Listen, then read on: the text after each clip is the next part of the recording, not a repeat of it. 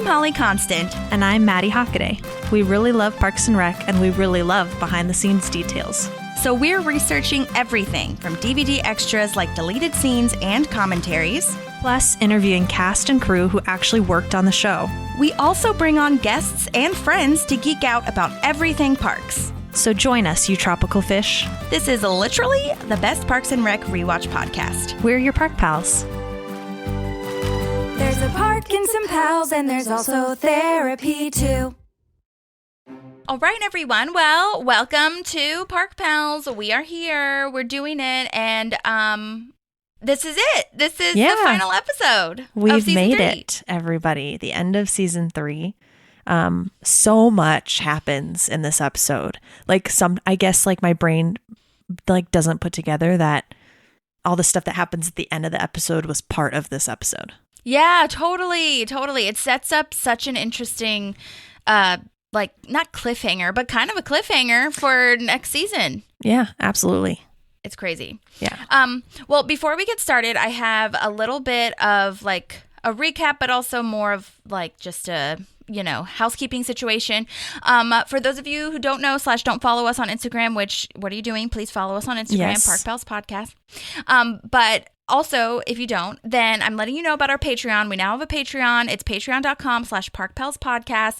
And you can get exclusive early access to episodes. You can ask questions to guests. I'll post in there when we're having a guest so that you can ask questions to them and I will ask them. You can get early video releases. And you can message us privately. It's like a whole community. It's like a Facebook group, but it's on Patreon. And that is $8 a month. So it's super easy and I feel like $8 is not that much for all the content that you would get. But, depending on if I hear back from people, I can lower it because I know Disney and Hulu is $7? So if I need to go down $1, that's fine. but right now, there's a lot of amazing things. So patreon.com/parkpalspodcast. I'll link it in the show notes. It'd be great to start this community. Yes, we're very excited. Also, side note, if you don't follow us on TikTok, you should do that too. Oh, yeah. That's true. We have a TikTok. Yes. And Holly puts the cute little videos from this, which I love. I know I'm here, but I actually really like watching them, especially after I've listened to the episode. I'm like, oh, that's what we looked like. Yeah, it is interesting. And it's just a kind of portal into the talk. You know what I mean? Mm-hmm. Yeah. It's yeah. nice. Oh, because we're actually, you guys probably don't know this, but we're very animated when we talk. We use our hands and lots of facial expressions. Especially about Park Pals. Absolutely. I wanted to also recap because so last week we did Andrew Burlinson or Burley, but the week before that we did Jim Jansen, who was Anne's office mate. He sent in voice memos, and that was just really awesome to hear. So I just wanted to shout him out a little bit. And then, another recap moment is that we wondered if Chris was on the 4th floor when he was talking to Tom and comforting that crying lady. And he definitely is. I rewatched it. Right. You can hear shouting. There's this big, awful splotch, dirty splotch on the wall behind him. Totally. All right. Cool. Because when I was editing it, I was like, let me go back and double check that. And yeah, it's also speaking of which, the shouting and stuff, I always use my headphones to edit, obviously, but I don't always use headphones to watch the episode. And I went back and you can totally hear the little water trickling thing in the back that, because he had that, water fixture, the Swedish one. So I just wanted to shout that out because the sound design is always so good. And I always hear the fluorescent lights too when I have my headphones on, which is amazing. So and that's accurate. That. Yes. So accurate. Oh my gosh. And very office corporate-y government situation. Yeah. Okay. The other thing is that Jeff Sloniker, at the end of the last episode, who is the shoe shine guy or the new shoe shine guy, sent in voice memos or a voice memo. And it's a little bit longer on the longer side just because I didn't splice it up. But I wanted to play that for you because it's so, so good and so fun. So here we go. Let's see if this works. Perfect. Hi, this is Jeff Kenji Sloniker, and this is my experience on Parks and Rec. How did I get my job on Parks and Recreation? Actually, it was so long ago, I don't remember. I kind of think I was cast because I was part of the Upright Citizens Brigade Theater, and we did a lot of improv. But I do remember my manager, Todd Sellers from Brillstein, calling me and saying, "Hey, Jeff, you got the part." And I was like, "Oh, that's great." I got sent the sides. I remember really studying the sides. Yeah, I think somebody knew me from the community. Maybe someone dropped out at the last second or something. I have no idea. I'd like to say I went into that audition and I just slayed, but I don't remember. So I could just say that I slayed the audition. Being on Parks was pretty awesome. Like, you know, I went on a lot of lots, and I think it was CBS Radford that they filmed on, and I went there. And I've been there a couple times to audition for other things. But like walking on the lot as an actor, after you book something like an established show, it just feels like that's what I do it for. That's why I moved to LA. I was born to do this. You know, you're walking, and then I'm looking at this map and it shows you where to go. And it's like the back part of the lot. And I'm like, oh, this is what a back lot means. And like, it's the part of the lot that I've never seen before. And I'm walking over a bridge. I remember there was a bridge, and then there was their set. And I was like, there's a bridge in this studio? Like, this is crazy. Like, I guess I am VIP. I get to go out this way. So I went there, the AD met me, took me to costumes, hair and makeup, and they were super nice. Everyone was like family. And I say family because the AD's like, we're like a family. And now that you're cast as the shoe shiner replacement, you're going to be called a lot, and you're going to be coming in because this is a big part of Chris Pratt's character's, whole arc, and he's leaving it. So we're going to have him keep coming back and giving advice to the shoe shine guys. So you're going to definitely be back. And I was like, oh my gosh, I'm coming back. This is it. This is my life. I'm going to walk on a set, and I'm going to have like a bit part every couple months. And newsflash, I didn't ever get called back. I never got called back to the shoe shine. The shoe shine guy's gone after Chris Pratt's gone, you know. So yeah, it was a pretty awesome experience. So I got, my scene was with Chris Pratt, and that was pretty great because he was, you know, he's rising in stardom at the time, and everyone thought he was really funny. I'm like, wow, how lucky was I to get a part with Chris Pratt? And if you saw the role, it's a tiny part, and I kept trying to get my lines down. I'm like, can't mess this up. I can't mess this up. And I get down, I'm sitting on the shoe shine booth seat, and like they're all talking, they're putting all the lighting and all that stuff. And then all of a sudden they bring in Chris Pratt, and Chris Pratt comes over, and he's like, hey, and he looks me right in the eye. He goes, let's have some fun with this. Let's just go crazy. Okay. You say whatever you want. I got your back. I'm going to do it with you. Okay. Let's do it. Let's just, whatever you want. Let's make this scene a little bit bigger. I mean, let's just have fun with it. I was like, oh my God, this is awesome. This is the biggest break. And then they're like, Chris, last looks. And then Chris like disappears to get makeup or something, like, you know, famous people makeup, not the makeup I was wearing. And the director comes right to me and he goes, stick to the script. Don't do much more. And I was like, okay. And like, I had this decision, like, do I potentially make the director mad at me and have a laugh fest with Chris Pratt, or do I make the director happy and show him that I'm easy to direct and come back? Because everyone's telling me I'm coming back, which I didn't remember. I didn't come back. And they're all like, you're going to come back. So I was like, you know what? It's better to be on the director's side and not Chris Pratt. I'll make up with him. We'll be buds later. And so the scene happens. It goes by so fast. It went by so fast. And it was like maybe 2 takes and we're done. And then Chris Pratt is wheeled off. And there's a split second where I really did think Chris Pratt was like disappointed that I didn't go for it. And I was like, well, I'll be back and we'll go for it. And I would never come back. And that was it. It was great. But it was great. It's like one of my, favorite little stories to tell. So I never, so after we filmed, everything was done. I never watched that episode because I just don't like to watch the things I was in because I just kind of pick it apart. But people would go, hey, I saw you on Parks and Rec. And I'm like, wow, they saw it. Like, it's such like the tag part of the episode. So I'm like, oh, that's cool. And to this day, I'm, working a lot in tech as well, like tech entertainment, stuff like that. I will get people going, hey, were you in Parks and Rec? And I'm like, oh yeah, I was. Oh, and the craziest thing is my hair in that thing. Like, for some reason, that part of my acting life, every role that I booked wanted to brush my hair into this awful mushroom cut. And I knew it looked dumb, but I thought it was funny because I'm a comedian and I like funny stuff. And I'm like, yeah, I look awful, but it's funny. But now years later, when people are like, we're in Parks and Rec, I'm like, yeah. And then I watch it, I'm like, oh my gosh, that freaking mushroom cut they all did. So it's kind of fun, but it's also humbling because it's like I look like a big dum-dum in everything I did back then. So yeah, it was a fun experience.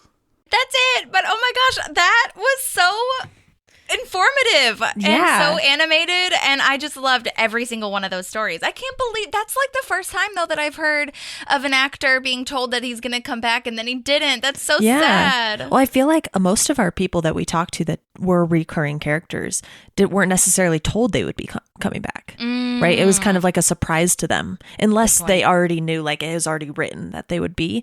But like I think even Purd had said that he wasn't sure. Yeah. So, I do remember Linda Montana, the one who sings the national anthem, though. She was like told she was going to be, and just like Jeff, they were like, if they like you, they'll bring you back. It's one of those like, get your hopes up and do a good job because you'll be coming back. Yeah. And I'm just like, you guys, don't tell them that. I know. Well, and it's like, I feel like it's hard because he had that decision to make, right? Oh and my gosh. He probably, and he probably thought for a couple times, like, if I had played with Chris Pratt and it had turned out funnier than the script, would I have been brought back? Right, that's true. So I probably would have done the same thing as him, honestly. Oh yeah, I understood where his choice came from, 100%. Yeah. And I mean, it's like hard because in the moment you're like, how can I make this a balance of like fucking around, but also like sticking to the script? You know what I mean? Ugh. Whatever. That sucks. But I'm really happy by his performance. Like we talked about in the last episode before we even knew he was going to send in voice memos how much we liked him. So he did a great job regardless. So absolutely. And the haircut fits the character very well for this. Totally. Oh my gosh. Very innocent, very young almost. Oh yeah. So thank you, Jeff, for sending those in. I'll link Jeff's Instagram in the show notes and tag him on our Instagram so you can follow him. But we really appreciate that. Love that so much. Okay, so that's pretty much all the recap from the last episode. Now I have a couple of informational tips, knowledge, whatever, for this little Sebastian moment. Super quick, like bombshell moment. I was listening to the commentary and there were a lot of changes on the shooting draft, apparently. So they originally had it where Ron finds out that Ben and Leslie are together at the end of the episode. Oh. And the janitor with the Shania Twain situation that comes up catches them making out. So they decide, okay, we're going to tell Chris tomorrow. That's it. And then they come in and they to Chris's office the next morning and they catch Chris making out with Tammy too.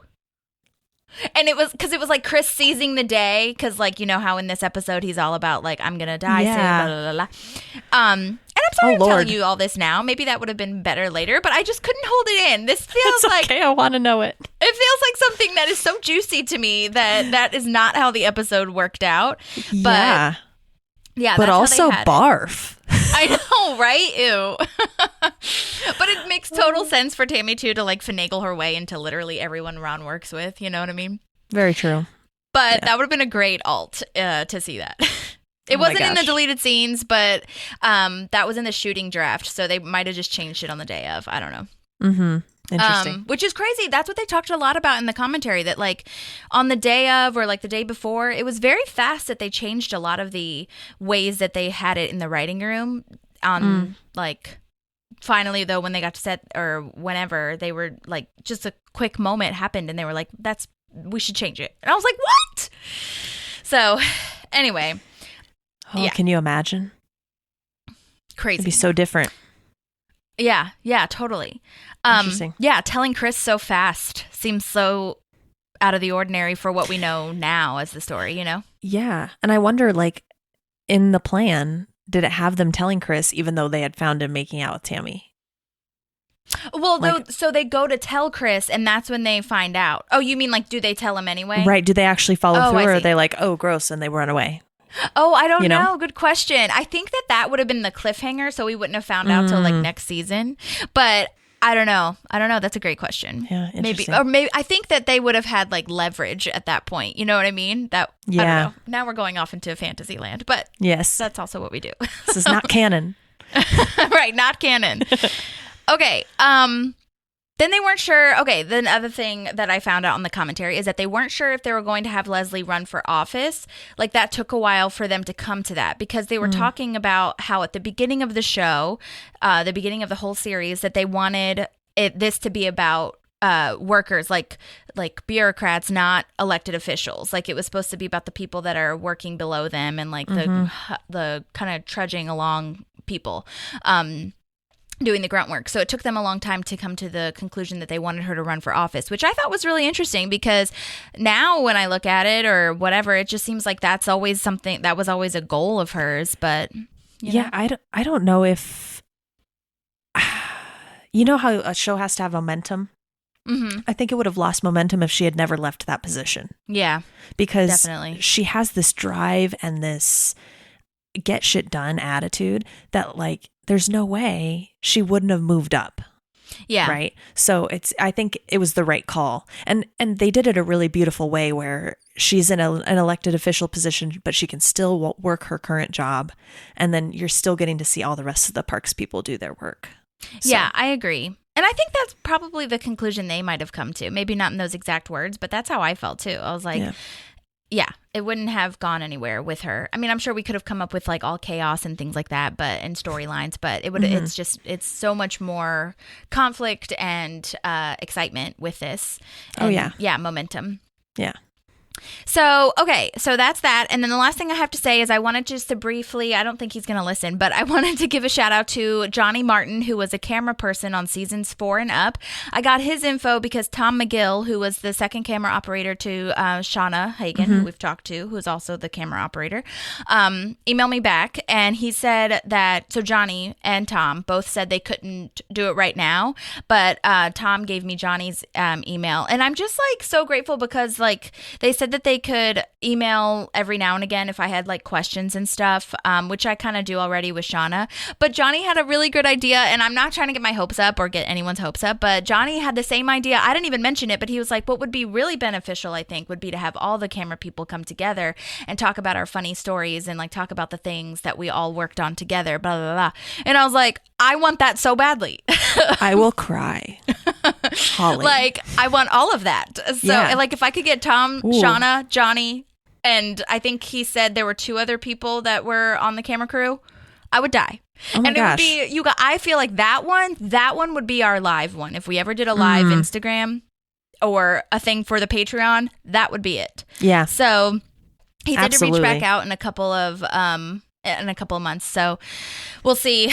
But they're both like really busy working on stuff and whatever, but I just wanted to give it a shout out to actually responding back because it's always nice to hear from them. So yeah we appreciate for it, them coming back. yes. Beautiful. Yay. Okay, so that's pretty much it. So now we have season 3 episode 16 season finale. Crazy Lil Sebastian. Our guy Gideon. Yes, our guy Gideon. I have a little thing. Because I found this funny because I did some research on the episode, obviously, like we do. But they had a whole little synopsis for Lil Sebastian. They have like his birthday and then up to like he died when he was 25 years old, which we did know. Yeah. And then it has his occupation listed as mini horse. Oh, so that was cute. What he does. Yeah, that's just who. Yeah, I just thought that was great. That's his job. Yeah, I was like, he's being himself. Yeah, exactly. I loved that. And then it listed wife as Coconut. Okay. Yes. And ex-girlfriend as Ladybug. Oh, so scandalous. They distinguished between which one was current and which one is. But they both had to come out for his memorial. How awkward. Right, which means Ladybug could have still been a girlfriend. Mm-hmm. There are people out there like that. Okay. When was his birthday? Did you write that part down? It was 1986. They didn't have an actual date. Oh, okay. But they said 1986. It is what it is. But yes, so I also read, and again, as I'm not getting this information from a person, so with a grain of salt, everyone, there was originally talk that it would be discussed to kill off a human character. Yes, that is true. Okay, perfect. It was a quote by Mike Schur, but it was also like, I don't know if I trust this website. to be quoting Mike Schur. So anyway, but yes. And then they decided that it maybe was a little too harsh. And they decided I think they were against going to do like the mayor. I think they had talked about, they had talked about I saw that. how, but like they talked about how that was, maybe a little, not too dark, but just like, it's just funnier and a little bit almost sadder that it's like an animal, you know? Yeah. Yeah, absolutely. I mean, they do end up killing the mayor off later, but Right. it just seems a little bit more timely. Yes, definitely. So, yeah. So I thought that was interesting. Yeah. Additionally, I did not realize this when we did, was the bubble really the last one we did? Mm-hmm. My gosh. So I did not realize this when we did the bubble, but this episode and the bubble aired 30 minutes later than typical, like it typically would be, because The Office aired Search Committee, which was a 2-parter 1-hour episode. So instead of airing at 9:30, this aired at 10:30. That Isn't that sucks. insane? Yeah, which probably, like we were talking about before, definitely had something to do with the Ratings yeah, or viewership or whatever. Yeah, because I understand the benefit of being like, hey, let's put us after The Office because people are going to be watching The Office, and then it's kind of a similar vibe. We'll catch the same crowd. But now you're getting to the point where it's like, well, they're going to obviously give precedence to The Office. Yeah. So, and that's kind of what's happening here. So, Especially since it's like Michael wasn't there anymore, and like, how are we going to keep people watching without Steve Carell? And right. That sucks though for Parks, but I get it. But know. still, 10:30. I'm not watching that. I mean, if I was a new viewer, like obviously, since I love Parks, I'll stay up for it. But yeah, that sucks. It does suck. Yeah, but good information. Yeah, and then the producer's cut has an extra 6 minutes of material. Heads up, so that's cool. That's and all then, on Peacock now. Yeah. Everything you see on Peacock is the producer's cut, which is wild. Yeah, which makes me question what was not in the original. I know. Because it's been so long since I watched the one that aired. Yeah. On TV. I don't even think I watched the one that aired, to be honest. I feel, well, unless they added that later, because I feel like the ones that I watched, like when it was on Netflix and stuff, I feel like those were producers' cuts, some of them too. So I don't know. Yeah. Interesting. Yeah. But the last thing I have is that Mike Schur has labeled his favorite scene in this episode as the scene with Leslie and Ron, when Ron catches Leslie in her fancy outfit. Oh, yes. Because he was like, Ron says nothing, basically. And Leslie just goes for it. And he said he laughed so hard. Like that was his favorite scene. So I just thought those were cool little moments. Great little tidbits. So, and a friendly reminder, too, that Lil Sebastian was kind of like originated because I believe it was Alan Yang had sent like an email to Katie DePold or like to the writers crew or something. And it was either Alan Yang or Katie. I can't remember which one, like what all happened. But basically they were exchanging and one of them was like, that's so creepy. What the hell is a mini horse? Like, that's so weird. And then they decided to put it in the show. Love it. But yeah, that scene with Ron is amazing. I love it. Yeah. We'll get there. Yes, we will. Oh my gosh. All right. I have a summary if you're ready. Well, let me just first tell you that this was directed by our favorite guy, Dean Holland. No, you're good. Oh my God. I was just going to tell you who was directing this, but it's very short. Dean Holland. We love this. Side note, he has a production company called Dunshire Productions. Like, as in Dunshire, like Dunshire Cones of Dunshire. I was like, what? You guys should, I might post it in the show notes, but the website is so funny. Anyway, so Dean Holland, and then this was written by Dan Gore, who we know because he created Brooklyn Nine-Nine, or co-created, I guess. Great team here. Both of them have worked on The Office, Parks, tons of stuff together. So really love that we brought people that already know the show back for this huge finale. Yeah, and it's kind of making me wonder because I feel like most of the big episodes to us, they're usually like these head honcho people running it. It almost makes me wonder, do they plan it that way because they know it's going to be a big episode, or are they big episodes because it's these people? Right. I feel like it's probably a mixture of both, you know? Yeah, definitely. I just also was watching Ghosts. This is random, but Ghosts, which is a TV show based on a UK show that we have now, I think, on CBS. And I just saw that Alex Hardcastle, one of the directors that we talked to, directed one of those. So shouts to him. Nice. Very cool. Okay, I'm ready for summary. Alrighty. Here we go. A lot is about to change in the Parks Department of Pawnee. When Lil Sebastian passes away unexpectedly, the Parks Department puts on a memorial fit for a king. Leslie and Ben try to keep their relationship hidden. Tom and Jean Ralphio work together to fill a void in the Pawnee market. And Ron and Leslie deal with unexpected visitors, while Chris fears of dying. Yes. Oh, Chris. Yes. You're dramatic, bro. Very, very much so. I have lots of thoughts on this episode. Well, speaking of Tom and Jean Ralphio in the summary, we open with them talking about new ideas for their business ventures because Jean Ralphio got run over by a Lexus. I love that he has an idea for open heart surgery. We call it open heart surgery. And then something with a jet. Oh my God, it's so dumb. Yeah. They're matching in their purples, which I thought was really cute. I didn't even realize that. That is cute. I thought that was probably a very intentional choice. Like mirroring each other, basically. Dan Gore. Oh, sorry. Go ahead. I was just going to say, like, I feel like nobody else in the office, besides Donna, maybe, is going to wear like a purple like that. Like, you're not going to see Jerry wearing that. So it was like putting Tom on the level with Jean Ralphio rather than on the level of the Parks Department. Yeah, purple's definitely a little bit more like trendy. I don't know. Yeah. Dan Gore on the commentary said that they had a lot of discussion on how to have Jean Ralphio come into this money, and their first idea was to have him finally come into his trust fund because like the idea was that he was actually 40. Oh my god. And like that was the like age that he could come into his trust fund. But so then funny. on set, like I said, lots of things changed. On set, Dan changed it to hit by a Lexus, which thank God he did because that is so funny that Ben Schwartz does that. Yes. Sings that rather. Well, and later there's insinuation that he knows a guy, that he set it up. Yes, So- which I think is so funny because it really so reminded funny. me of Better Call Saul. I was like, that's the whole premise of that show. I also don't remember if this was ever with you, but I remember like Ivan and like other people in college, we would make jokes about like, hit me, car, hit me so we can pay for college. Oh, yeah. I used to say that all the time. Okay, Just so like, you don't were kill one of me. them with me. Yeah. Don't kill me. Just injure me enough to owe me millions of dollars. Right. Yeah. It might not have been with you and me particularly, but I've definitely thought that. Yeah. Apparently, Ben Schwartz was doing another show right before this, and he said that he spent a lot of time making his hair the most volumed that he could because it wasn't as volumed in the other show, and he knew that the creators really liked it when it was floofy and puffy, which I think is so funny. And also, there's another fun because his hair is like totally like a part of Jean Ralphio's character. 100%. You know? Yeah. Like if he had a flat head or a shaved head, absolutely not. No.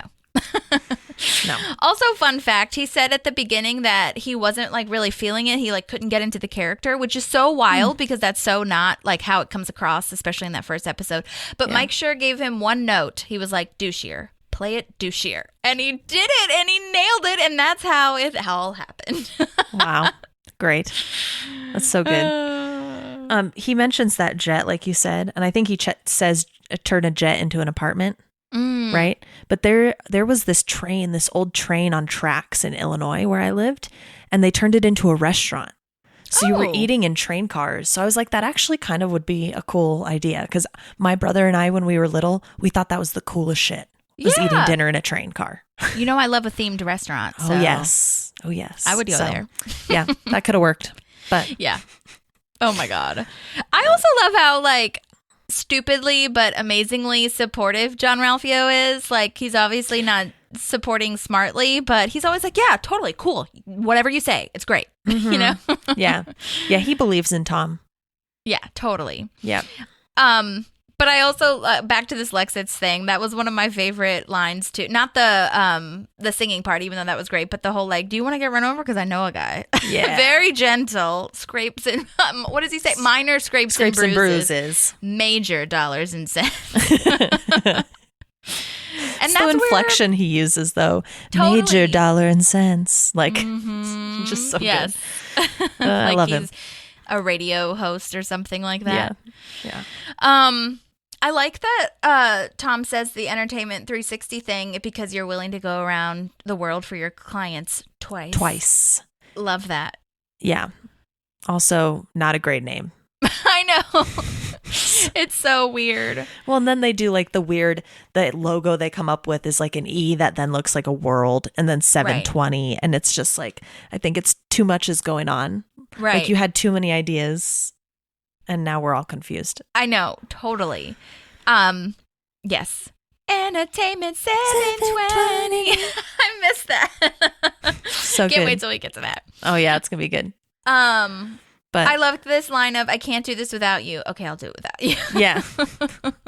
Yeah. I'm not gonna lie, I really think this would have been a good idea for Pawnee. I really do. I think it just was not executed appropriately. And as obviously as the episodes go on, we'll dissect that a little bit more. But, you know, when I first heard this in the series, I was like, this is not a bad idea. Yeah.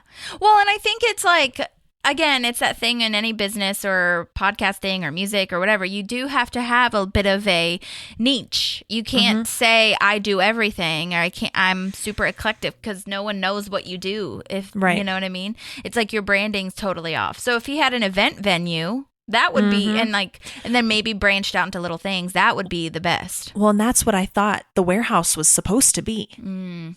Because this is so far down the line, but this is how I feel about it. They have that closing party, right? Like the best party to end all parties. And it was, they had like a giant, I think it might've been free, but if they had put a cover charge on that, that place was packed. Yeah. You know? Yeah. Like, like they could have had weddings there or whatever. But yeah, I think it's one of those things too, though, where you dream big and then you forget to do all the research. Like even with I hate to say it, not to give them like shouts, but Park Pals is a Disney thing. And I did not look that up before I set the idea.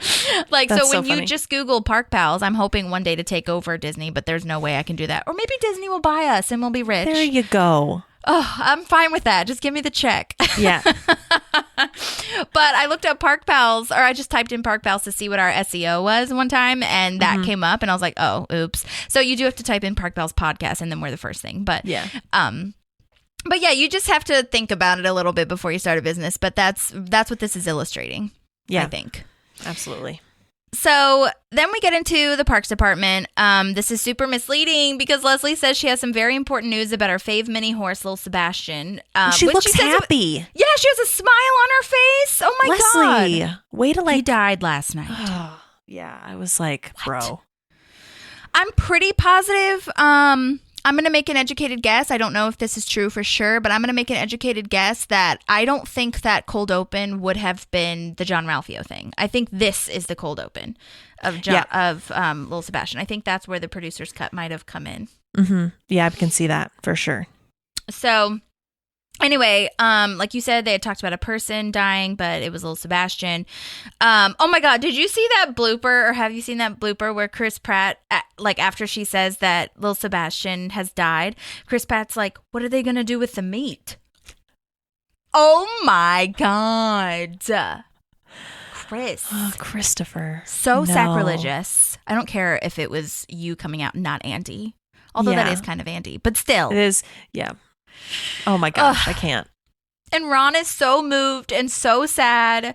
And I have a fun fact about this. Like, apparently everyone was super sad, like emotional. They were all acting like Ron, basically. Like, they were all very, very upset or acting very upset about Lil Sebastian. And Dan on the set, our writer, was like, we can't do that. We need there to be like some levity here. It can't be so devastated. So Ron can be devastated. That can be his thing where everybody's like, oh my gosh, he's really upset. But everyone else impacts you more if Ron's upset.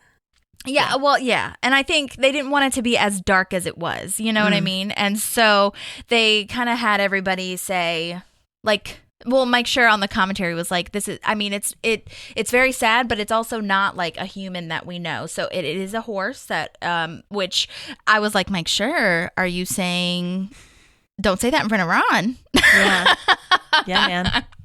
But basically, they were just like, "Don't make it so heartbreaking because this isn't gonna bode well for the entire episode." So like they're all sad, but they're not as devastated. So yeah, I thought that was really interesting how. Like, that was kind of a change. Like, everybody was sad, but not like Ron. Yeah. I love his, like, half-mast is too high. I know. Show some goddamn respect. Yeah. So they're going to throw a memorial service for him, but then they want to bow our heads in a moment of silence first. This is one of my favorite scenes in the entirety of the show, solely because of the song choice. Yes. It's perfect. It's so perfect. Andy's dancing along, which I love. Yeah. Yeah. And then Leslie has to like intervene. She's like, no, I got it. 'Cause she's like, just get out. You ruined our moment of silence. It's so perfect. So for those of you who don't remember, but you will, if you haven't watched the episode in a while, a janitor comes in during this moment of silence, and Feel Like a Woman by Shania Twain comes on. And it's just, this janitor has no sense of what they're doing, and it's just like kills the moment. Yeah. Side note, did you read that this was based on a real event? Yeah. Isn't that crazy? Like this happened lightly. in the writer's room. Yeah. Yeah. So they talked about it a little bit in the commentary, and I think Alan Yang mentioned it as well. But basically, they were stuck in the writer's room. You know, you hear all the stories about the writer's rooms about like you're stuck in there, you're trying to break the story, you don't know what's happening, you've been eating like stale food for a bajillion years. There's like, you haven't been outside, you're just trying to crack this story, and your brain is like totally fried and empty. And people were getting very like frustrated and like snapping at each other almost, and like not snapping like I'm mad at you, but more of like, I don't know what to do. Like, what you know? Yeah. And their whole mindset was just not right. And everybody was kind of just like in their own space. And then this janitor came in and played, and that song was, I think it was that very song. I think. I'm going to pretend it's that very song. Yeah. I think that's what he said. But nobody wanted to laugh. But this guy just broke the tension that was happening in that room. And everyone started laughing. And that's what kind of propelled the episode into continuing being written, is that they could have this funny story and then they broke it. It's just so wild. Yeah. It lightens the darkness too, you know, because even though you're sitting there and you're like, definitely, oh, this is really sad, it's just hilarious. Yeah, totally. So, I had to think though, it's interesting to me, I don't know how every place operates, but every place I've worked, the janitors have come in after everybody leaves for the day. Yeah. So it is interesting that he's there in the morning. Right. Yes, totally. They did say in the actual event, they were there at like 1 a.m. or something like crazy. So like that, I figured. In real life, it was like that. But yeah, in the show, he was there in the morning time. I think, and we'll have to think about this later, but I think this janitor comes back when Ron and Leslie are locked in the parks department when they're in their fight. And I think they try to like grab him because he's across the courtyard, and they're like, "Guy, come here." Yeah. And yeah, I don't know. Yeah, it could be the same guy. I couldn't find this guy on IMDb. I was so upset. Oh. I wanted to reach out to him, but good job wherever you are. If you are that guy or you know that guy, let me know. It was great. Okay, so now Leslie has this talking head and said, you really take stock of your life when some person or horse passes. And I just think, again, building on the bubble, they're being flirty in public, okay? They're bound to get caught. I'm sorry. Like, It is funny when Ron catches them later. I was always like, whatever, like, it'll be fine. It's just cute to watch them flirt. But now, like, looking at it, analyzing it, I'm like, yeah, they're going to get caught. y'all being dumb. And I have a lot of thoughts later where I'm just like, oh, you guys are so stupid. I know. Oh, my God. Yeah, just so stupid. So stupid. Well, now I'm at the shoe shine stand if you are. Yes. Okay. So this montage passes, like while Leslie's doing her voiceover, and I guess 3 weeks pass by quickly because he's back at the shoe shine stand. Like, remember he's supposed to be doing the digitizing for 3 weeks, which I get it. Okay. Next episode, but still. Yeah. And then like Jeff said in his voice memo, he's never got to come back, which was very sad, but that's okay. He'll live on forever in our hearts. Yeah. Well, cause Andy isn't at the shoe shine stand much longer. Right. You know? So they could have brought him back. Yeah. It's okay. I love that Donna is with her Mercedes. Like, that's the thing that she takes stock of. Yes. And Tom is actually making a business plan. I really appreciated that. I was so proud of him. I think it's the first time we maybe see him put real effort. Like, is he actually ever doing work at that computer? He's usually looking up gossip sites or on his HoosierMates.com thing. Right. So it's really cool. I have a lot of respect for that. Yeah. I paused it on this thing when they have the business plan, because I was like, what actually did they say? Is someone writing this? This is where you get into the not niche at all, and they are literally trying to cover every single thing that they can possibly think of. I have to read it to you. It is so Yes, funny. please. Okay, it's kind of long, so strap in. From marketing to filmography to special event planning to live action entertainment to meal planning to child star training to prom planning to celebration services to commercial space remodeling to spotlight rental to theater curtains to theater something that I couldn't read cleaning to actor and singer booking to open air acrobatic choreography to trust fund advisement to equipment rental, to livestock training and counseling, we're prepared to learn about any skill needed to make your event a successful one. And counseling? What the And livestock training gets me every time. Oh my gosh. That is just so funny. Nothing makes sense. Yeah, it was too many things to be focusing on after the fourth one. And no then one you just knows, kept going. like, so what do you do? I think that is such a great detail for when we get into later, where Leslie is kind of like when they're eating waffles after the end of the world thing or whatever it was, where he's broke. Or no, not the end of the world thing. When he takes over her campaign, like trying to get the money.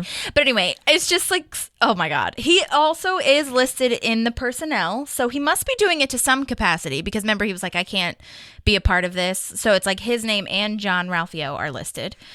So maybe he just was getting everything together for them. You know what I mean?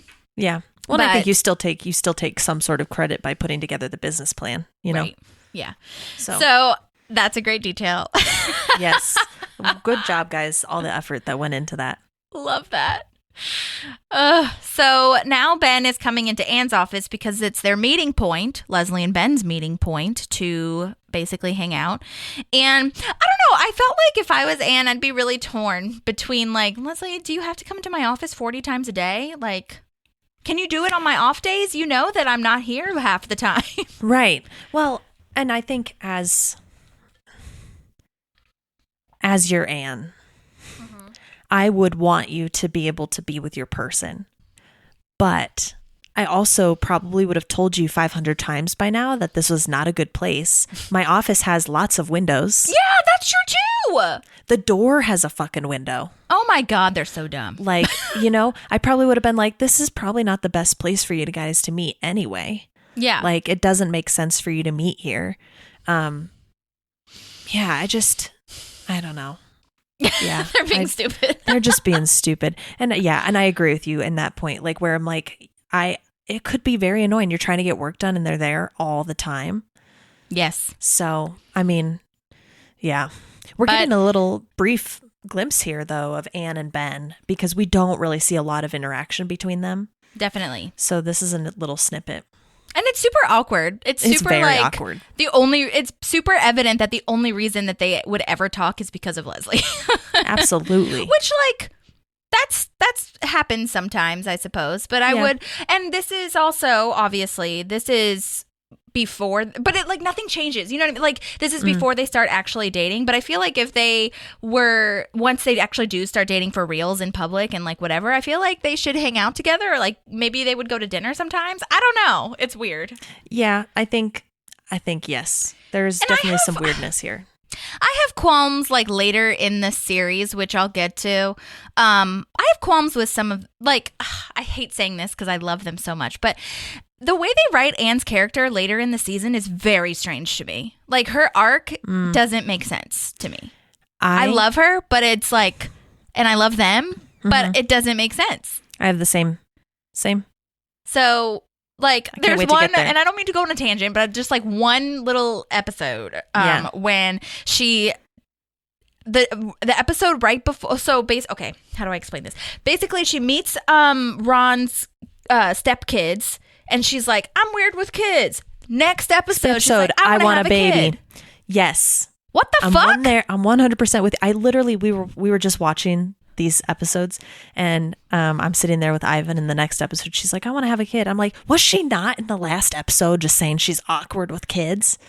And then her having to be with Chris like seemed to me like such a stretch to like because of how they talked about them not. I mean, again, it's like growth. I get it, and also they wanted a way to write them both off the show, but like I don't know, dude. It's just it was a stretch. Yeah, I don't like it. Yeah. All right. Thoughts and feelings.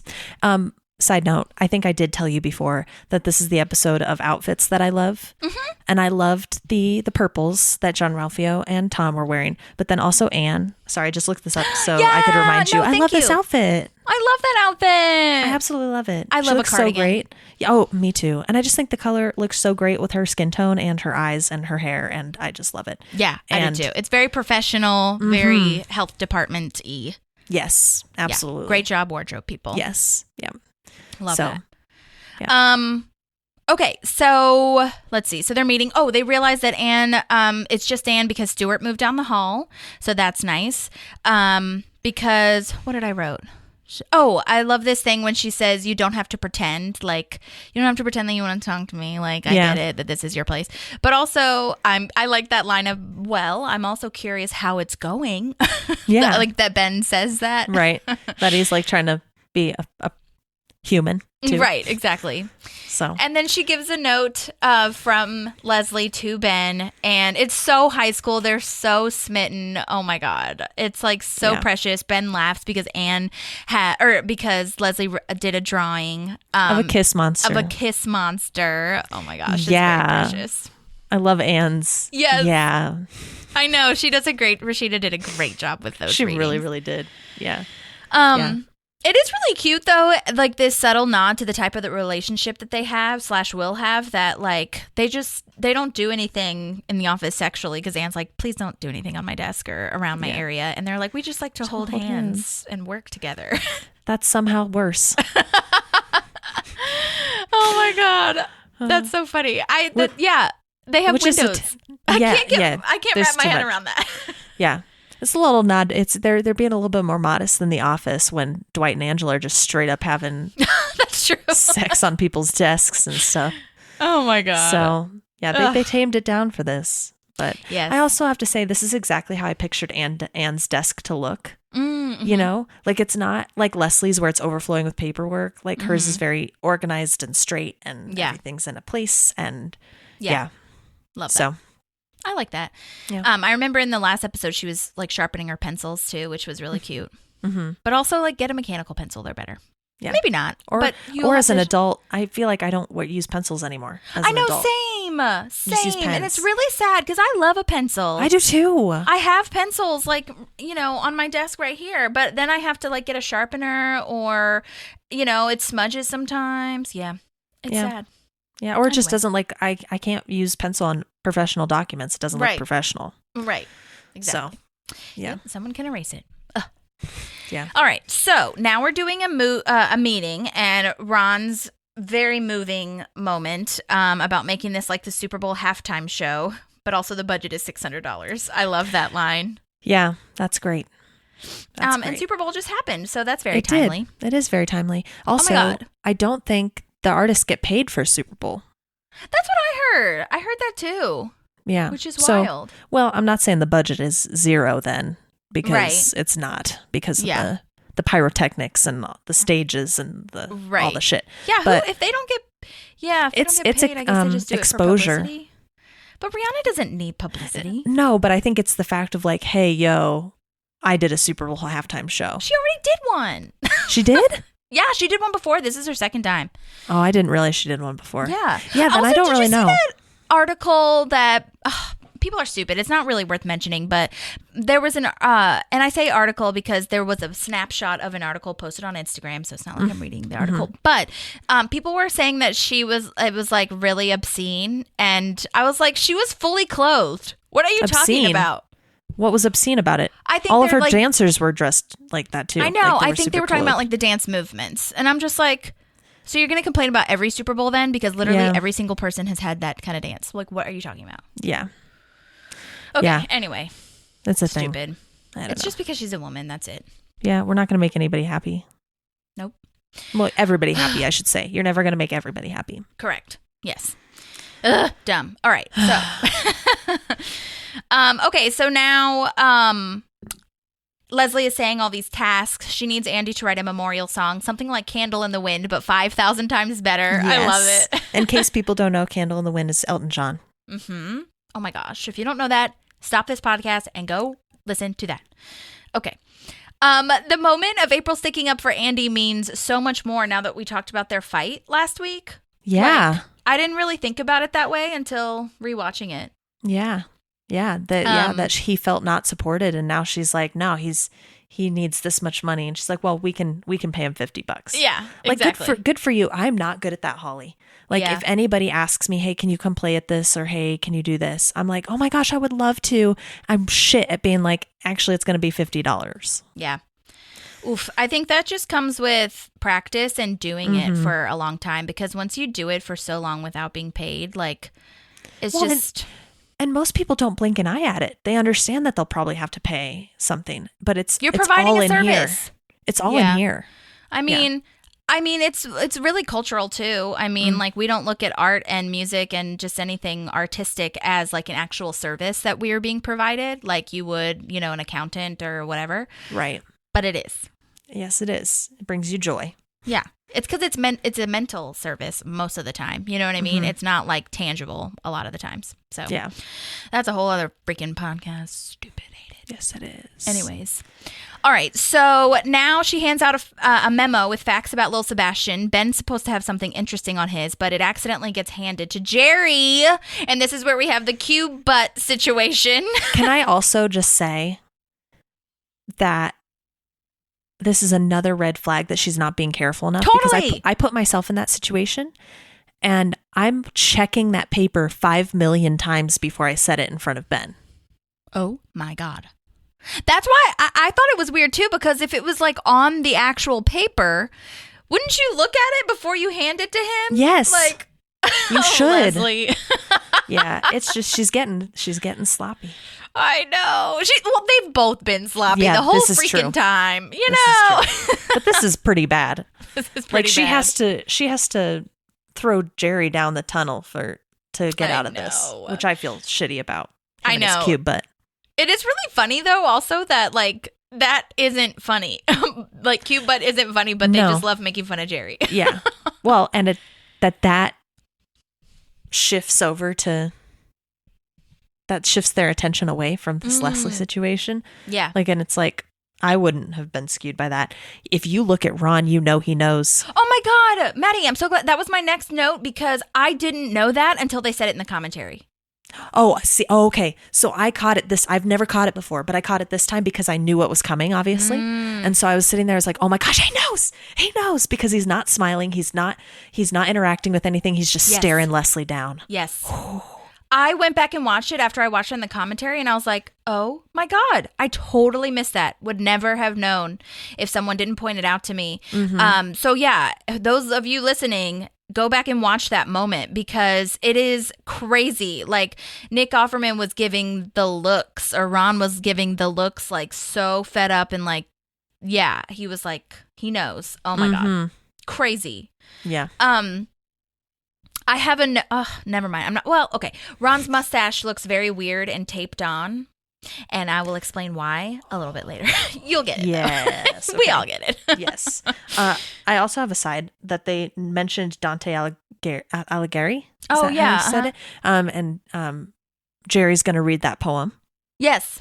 Which makes me think that he speaks Italian to a good enough level that he can read it. Right. So, but anyway, this person was alive from 1265 to 1321. Oh, wow. So, like, a long fucking time ago. Well, yeah, seriously. I didn't look him up. Medieval times. Nice. He lived to be 56, which I feel like in medieval times is not a bad age to live to. No, not at all. Yeah, and he was a poet and a philosopher. I didn't really write a lot more information down because I didn't really feel like it was necessarily pertinent, but I thought it was interesting that he was from that long ago. Yeah, totally. So. Yeah, I guess I could see Jerry having like an Italian section in his bookcase, you know? Yeah. Yeah. He's an artistic, gentle soul, that one. Oh, yeah, and everybody thinks they know him, but you don't. Yeah, you have no idea. You know work Jerry, not home Jerry. Yeah. Mm-hmm. Love that, though. So I also love all the newspaper clippings behind her. Like, she has all the little Sebastian newspaper clippings, like, on the little whiteboard and stuff. I thought that was really lovely. I also loved, again, with all of these... maybe it's because I'm not analyzing The Office, so I should go back and like watch it for reals. But I feel like right now I'm seeing Parks has so many subtle looks, just like you said with Ron's, more than The Office that I've been seeing, because you're really just in this world and you're not acting. They're not really acting. They're just like the documentary crew is just catching these moments, and you can totally see Adam Scott's performance, much like Ron's, where he's just like so freaked out and nervous, and but like he doesn't really show it, but there's like a hint of it where you're like, oh my god, he's panicking. He's like, what do I do? So he says cube butt because he's like panicked and freaked out and like, oh my god, you know? Yeah, I thought that was so interesting. He's delving down to that level of making fun of Jerry. I think also in The Office, when there are looks, there's a very intentional pan from the camera. Maybe that's what it is. Like when Jim does those facial expressions and stuff. Yeah. The camera's on him. Very occasionally, I think a little bit later in the series, it'll be like a big shot of the whole office and you can see Jim making faces. Yeah. But I would say the majority of the time, they're bringing attention to it. Whereas I feel like in Parks and Rec, they don't necessally do that. They do it occasionally, because I definitely can picture in my head sometimes where they like look at Chris or, like that to get reactions, but it seems a little less in Parks and Rec to me. Yeah. Yeah. And I remember like I can pinpoint a lot of times when like Creed has really interesting like looks where because obviously he's kind of crazy, but like still I see like subtle looks from him, but yeah, it's interesting. So I don't know. Yeah. Okay, so yeah, I just loved Adam Scott's performance of that, and then Dr. Harris comes back because we love Dr. Harris. We love Dr. Harris. Go back and listen to his episode. I'll link it in the show notes. We love him. Yeah, he was so cool. Oh, he was great, and so not Dr. Harris, which I love saying. So not, yeah, he was a good time. But he tells Chris that he has tendinitis and that it could have been worse. It could have been shoulder cancer. That's such a dick move. It's so mean. It's so mean. Oh my god. There's no cure. Oh my god. Yeah, the cure would be to get a time machine, go back to when you were 20. Yeah. Oh my god. That's a great line.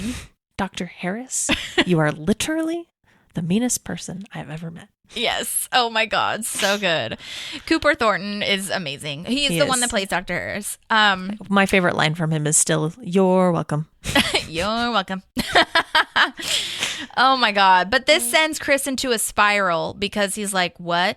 And also, I know that tendinitis has been talked about a lot, but now that I'm working out like more and lifting heavier stuff, I was like, what actually is tendinitis? So for those of you that don't know, it's an inflammation of any tendon surrounding a muscle. And I didn't know that tendons are thick, fibrous cords that attach the muscle to the bone.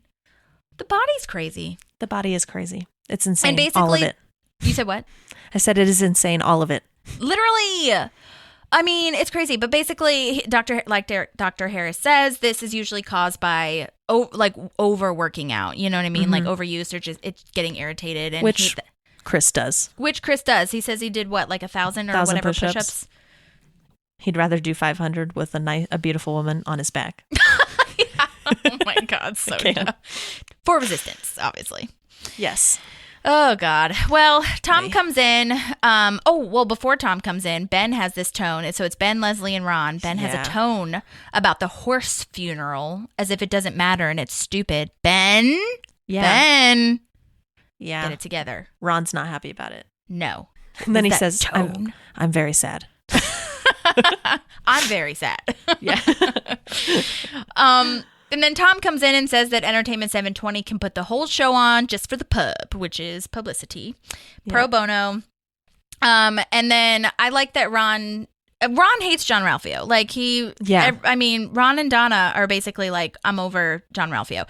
And he's like, Jean Ralphio's a clown. We need this to be serious, okay? But Tom is going to oversee everything, so it'll be fine. And again, this is, okay, I would not have known about this subtle look if it wasn't for the commentary. But Leslie, which is so weird because when I went back and watched it after the commentary, like the camera actually pans to Leslie and you see her. But basically she gives a look to Ron, like, Yeah. saying, let's do this. Like, let's let him do it. And in the commentary, they like kind of equated it to like the parents saying like, you could like letting the kid borrow the car kind of thing. I was like, oh my God, that is so precious. I don't know what was wrong with my brain. I think I was just like so used to watching this episode, just like, well, there's also just nonchalantly. so much happening in this episode. So much happening. Like, I think I caught these little subtle ones like on my last time through. Yeah. The little looks. But it's so special. It is really special. And I think that there's this beauty in the fact that Leslie doesn't say it. She has Ron say it. Yeah. Because people don't respect him as the boss, right? But Yeah. they have respect for him. And I think it means more for Ron to show he has trust in Tom. That's true. So I really liked that. Yeah. I also would love to know why he didn't Photoshop the penis off of Lil Sebastian. It's so large. I love Ben's. Why don't you just Photoshop that out? Yeah. I could totally see Ron seeing that as like a display of manhood or something. Yeah. And we can't cut that out because that's important. Oh, so stupid. Oh my God. Well, now Anne and Chris are having a conversation. I love that Anne kind of looks up and sees Chris and tries to turn away, but then she can't. It's too late. Great subtlety there. And to me anyway. And then Chris says he's dying after Anne asks how he is. But then Anne finds out that it's just tendinitis. And then Chris didn't know apparently that Lil Sebastian has died. Which how? I guess he wasn't at that meeting and he's been so focused on himself and his tendinitis and his shoulder pain that he hasn't been thinking about it or listening to anyone else. I don't know. Yeah. I don't know. It just seems like something the whole town probably would know pretty quickly. Yeah. Yeah. So I don't know. But yeah, he is very much in the Chris world now. So it very well could be that. Death is inescapable. Yeah. Oh my gosh. I can't. I don't have his chart in front of me. Could Oh my you get God. They did a great job. I mean, I think Rob Lowe did a wonderful job with his facial expressions and really acting this, but like I don't know if makeup did a great job or what happened, but like you can tell that he's tired. His face doesn't look as put together and he's like so stressed out. And he's just like equating Lil Sebastian's death with his death, and now he's asking for the chart. Like, oh my God. Anne makes a joke about having the chart. It's just like crazy. Yeah, it is. But poor little that. Chris. He's going through it. Yeah. So now Leslie's getting ready to meet Ben in Anne's office, and she's getting all cutesied up, and she looks precious. I love this. I love this outfit too. This is another one of my favorites. She changes her hair. Here's my question though. Does she really think nobody's going to notice that she changed and ask why she changed in the middle of the day? This is not typical Leslie. Mm-hmm. Like, it would be less questionable for her to fall asleep at her desk and come to work in the same clothes the next day. Yeah, So- interesting. Mm-hmm. Yeah. So I'm like, this, again, we're not being very careful. Nope. I love So- the sophisticated with a hint of slutty. That's Yeah. like totally my vibe. I like Yeah. that. That's what I would do. I Yeah, also, oh, yeah. speaking of that, I have it. It's not the same. Like I have a very similar dress to that, but mine is like blue with white polka dots. But hers is not polka dots. I feel like it's flowers or I think it is something polka like dots. that. Sorry, I was playing it to pull Oh it up, yeah, 'cause Brooklyn does that too. I love it because I love it is polka dots. Is it? Yeah. Oh, okay. But you know what they are? They look this looks like a dress that I have from Ann Taylor, but mine's long sleeved. So it looks kind of like the polka dots are chalk. Not like solid polka dots. Oh yeah. Okay, yeah. So cute Okay. hair too.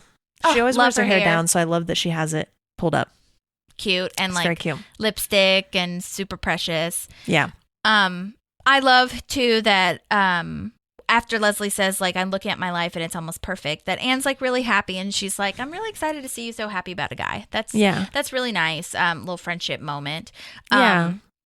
And then it gets but- twisted a little bit. I know, and then Leslie just does her thing. Oh God, it's so relatable to me. I really have to like be very conscious of that. But sometimes like I, you know what I mean? Like she is talking about the whole Chris thing, and then Leslie's like, oh, I just don't want to talk about Chris. Like, it just gets me so bummed out because his rule, I can't be with Ben, but also how he hurt you.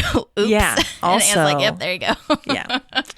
Yeah, let's reframe that. But I feel do like love that Anne like gives her a look like, are you really talking about that? Yeah, Anne does definitely give her a look. Yeah. Yeah. But no, I feel like I can't think of times recently where I've been like, she just talked over what I wanted to talk about. or anything Okay. like that. That's But good. there was a time, and I wasn't bothered by it at all, but you checked. You were like, hey, if you don't need to be talking about this right now, Yeah. like, you just tell me. And like, I appreciate, even though I was like in a place where I was definitely okay to be talking about it. Yeah. I was like, I really appreciate that she put the thought in to think that I might not be. Yeah. Like, so okay. you're at least being cognizant of it. You Yeah. know, like, That's I didn't what I have to try to give you a do. look. What's You that? know, I didn't have to give you a look. Okay. Leslie needed a look. Plus, it's harder because it's most of the time our chatting is via text. Yeah. And now I'm glad that you told me that you feel like everybody's mad at you when they don't put emojis, and then I told you that I don't put emojis in my stuff anymore. Really? Yeah, because now I don't take any of your texts as like, oh my gosh, she's mad Like at me. mad. Yeah. Or she's not excited to be talking to me. 'Cause I know. That's what my brain does. Yeah, and I sometimes will do that too, and then I have to check myself, and I'm like, wait a second. So I'm going to now just assume that there's like an exclamation point or a smiley face after every message that somebody sends to me, because it's just like and if that's not the case, if I can tell that something's different, then like, okay. But Yep. for the most part, people are just like texting because they're like, okay, whatever, you know? Mhm. Yeah. Anyway, It's all but a thing. Anne definitely has this moment when she's like, she says she's generally happy because, and that is another part where Leslie does check herself, and she's like, but how are you? And turns, the conversation back to her. But Anne / Rashida does a really good job of being like, I think the audience can kind of tell, like, I'm kind of bummed, but I'm mostly happy. Like, Yeah, I've been worse. Yeah. Yeah. So, cause I could see that, how Chris would throw her off, Mm-hmm. I feel like she also doesn't want to rain on Leslie's parade right now. Yeah, that's true. I get that vibe from her that like, now isn't the time for me to bring up what I'm struggling with. She's going off to Ben, and if we start this conversation now, I really want to be heard, and now's not the time. Maybe. Like, Leslie's not in a place to Yeah, to hear. Yeah, which is fair. I think everybody has those moments where they're like, okay, this is a conversation I really do want to have with this person, and I want to be fully here, and just right now isn't the time. And so if I can wait, I'm going to wait. Yeah. So. Yeah. Well, so now Leslie's going into Ron's office, and not Ron's office, Anne's office rather, to see Ron waiting. But I also love that before she goes in, she like adjusts her boobs. It's so funny. Apparently that had to be cut. That little moment on the commentary, they said they cut that because it needed to be tighter. So that's the producer stuff. Yes. Okay. A lot of that, like, of her pausing before she goes in, getting ready, getting like centered, and then her like running into Ron, like a lot of that was like way tighter. It was more of like she leaves her office and goes straight to Ron and that it makes a huge difference, weirdly. Like, It does. that small little moment, but what are you going to do? So, Yeah. Makes it seem less stage. yeah, totally. So then we have this jump scare. Ron's in there, and asks straight up, how long have you been sleeping with Ben? He's terrible face-wise. He's terrible. I love face-wise. that line. I do too. My favorite line right now, anyway, is, how do I know, frankly, that you're not sleeping with him? Yeah. Just why? I've never had sex with anyone anywhere. That's disgusting and wrong. Yeah. Oh my gosh. For those of you who wondering if she improv'd any of this was all scripted.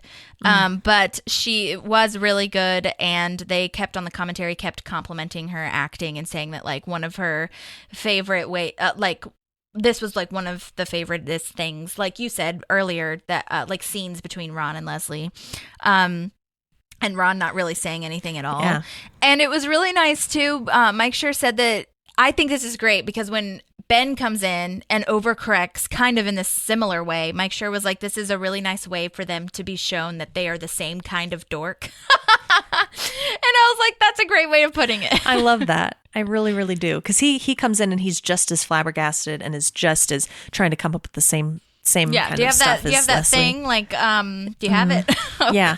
God. What I don't get is like, did he not see, like, and I don't know if it's an angle thing and I'm just reading into it, but did he not see that she was talking to someone and didn't necessarily look happy? Yeah.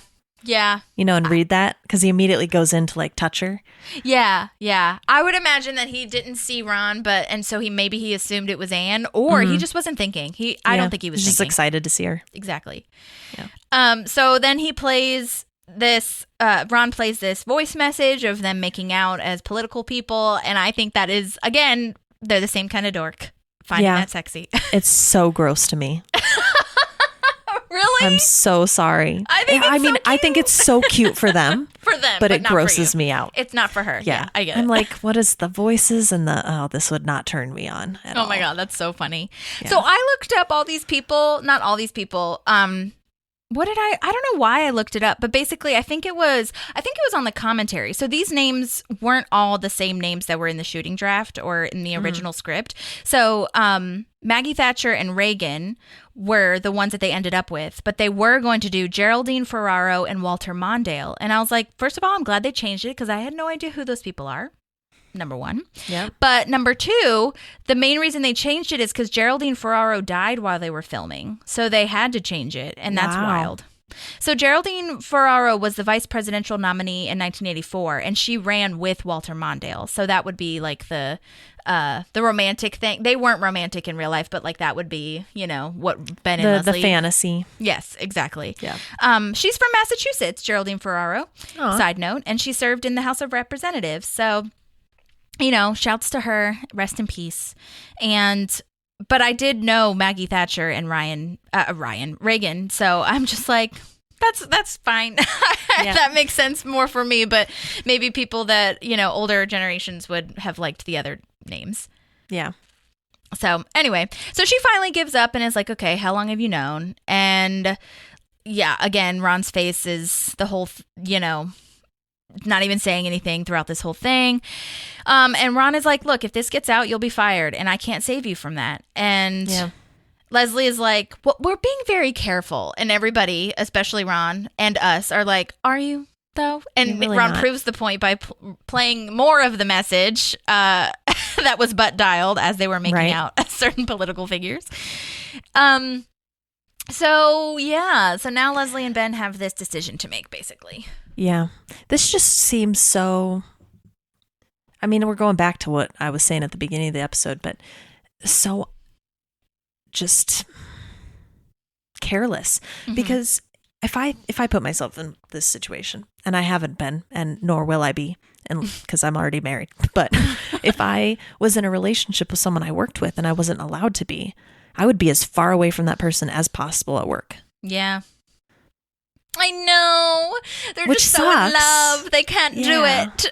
But they're not thinking through. That's for sure. And also, I think it's kind of an old tech alert, too, to have a butt dial. Because, that doesn't really happen now, I feel. And most people don't really put their phones in their pockets like they would, I feel. But yeah, like with iPhones and Androids, unless there's a specific button to press, like usually it's locked now. So yeah. And unless you leave it open and, sometimes certain clothes can like move stuff. Oh, sure. Yeah. That's true. It's way harder. Right. Which good for everyone. Yeah. So, okay, so now we're moving on to where Andy is trying to write the memorial song for Lil Sebastian, and he's working on the song, and somehow he worked in Spread Your Wings and Fly, which, friendly reminder, this was beautiful. When Mark Rivers, Mark Rivers wrote all of these, shouts to Mark Rivers, but like the first episode that he sings in, he talks about how he has to have Spread Your Wings and Fly in any song, and he did that. Here we are. I love that April's helping. I know, it's very precious. Again, I think we're seeing this. She learned what bothered Andy in that fight, and she's putting the effort in. Like, I think it's a beautiful moment. Like, and she's giving him real feedback. She's not BSing him either. She's not like, oh, it's great, and just letting it go. She's like, well, maybe we should make it have less death in it. Right. Maybe don't use die or death or you're dead. Yeah. Fair. I feel like I recorded this, but I don't know if I did. This first draft is awful, by the way. What's that? This first draft is awful. Oh my God, it's so bad. It's so bad. But anyway, so I didn't record that song, but go back and listen to it because it's so funny. Yeah, it's great. What does it say? I can't remember you're the song. You're a champion. Oh yeah, little horse, and you're dead. You're the champion of death. You're the champion of death. I also love that Champion comes back later. Yes! Like they name their dog Champion. I love it. I love that too. That's great. Oh my God. And then he sings to him. What? He sings to him. Oh yeah. And that's like same exact tone. Yeah. That same. It's great. Yeah. I was going to tell you that actually, that Alan Yang says that he sings that later with the dog Champion. And he says that Champion was based on a dog that Alan Yang used to have named Fenway. Oh, that's you have a dog named Fenway. Yeah. So ironic. That's so funny. Because Alan Yang went to Harvard, right? Yeah, I think so. So Boston. Okay, I get it. Yeah. Okay. All right. So now Ben and Leslie are at the event space for Little Sebastian's memorial setting up. And they're like, okay, no more fooling around at work. No more doing this. But then Ben is stupid and says, well, a situation could arise where I hug you. No, Ben. Professionally. No, Ben. No. Nope. Bad idea. Inappropriate. Mm-hmm. Can you imagine? Like, no, I'm not hugging my boss. Gross. No. Or even like, I don't know, I barely hug my coworkers unless it's at like maybe a Christmas event. But even then, not really. The only coworker I hug is Laura. Yeah. Because she was my friend before I worked there. Right. Oh my God, Ben. Yeah. And then that leads to kissing. And then this maintenance guy, the same one that friendly reminder fixed the light bulb in Tom and Leslie's office and Jerry's painting, catches them and says, hey, lovebirds. Oh my God. It's too much. This guy again. Oh, go ahead. I'm so sorry. Did we miss a Jean Ralphio moment? I think that comes after with the ties or like the black. Yeah. Why do I have it as noted before? Oh, I don't know. That's weird. Well, yeah, Jean Ralphio and Tom are picking out black colors and making fun of Jerry for not knowing the difference. Yeah. Which one floats your penis? That's one of my favorite lines. I know, that's so hard. I love both of those. I love that line so much. I really do. But that's, I don't know. I'm sorry. I just didn't want to miss it. But then I was like, did we already pass this? I was so confused. No, you're good. I think Sleeping Panther is my favorite color of black that they have listed. It was like onyx, black, like Armani or something by Armani or whatever. It's so funny. Yeah. The bottom two looked different to me. Did they? Yeah, there's two on the bottom that looked different, but everything else looked the same to me. Yeah. And I think it could have just been the fabric was different. You know how that happens sometimes? Mm-hmm. Yeah, sorry. Anyway. No.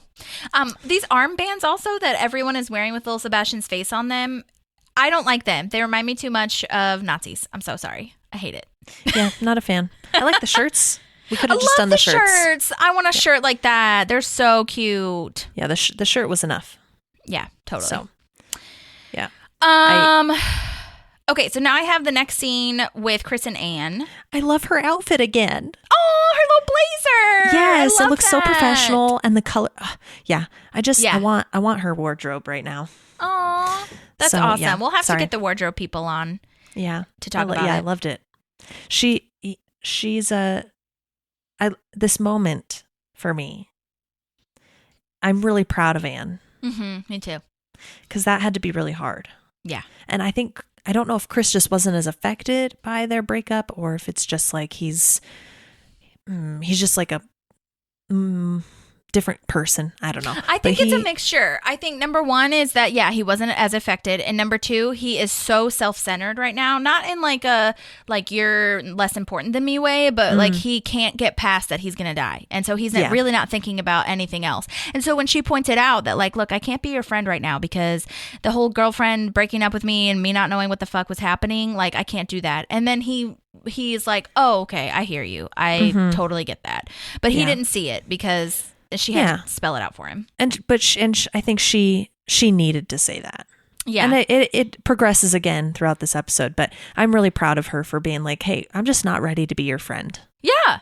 Yeah. I'm glad that she spoke up as well. I think that's really nice. And, Chris does take it as well as he can at the time. Yeah.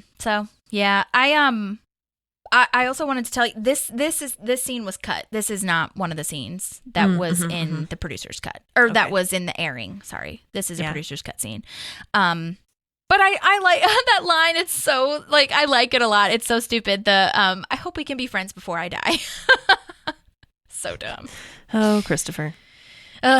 Well, now Ben and Leslie are trying to bribe this maintenance worker, and he totally knows what's going on. I love his like subtle kind of like, okay, sure. Ben needs to stop trying to lie. He's like so bad at it.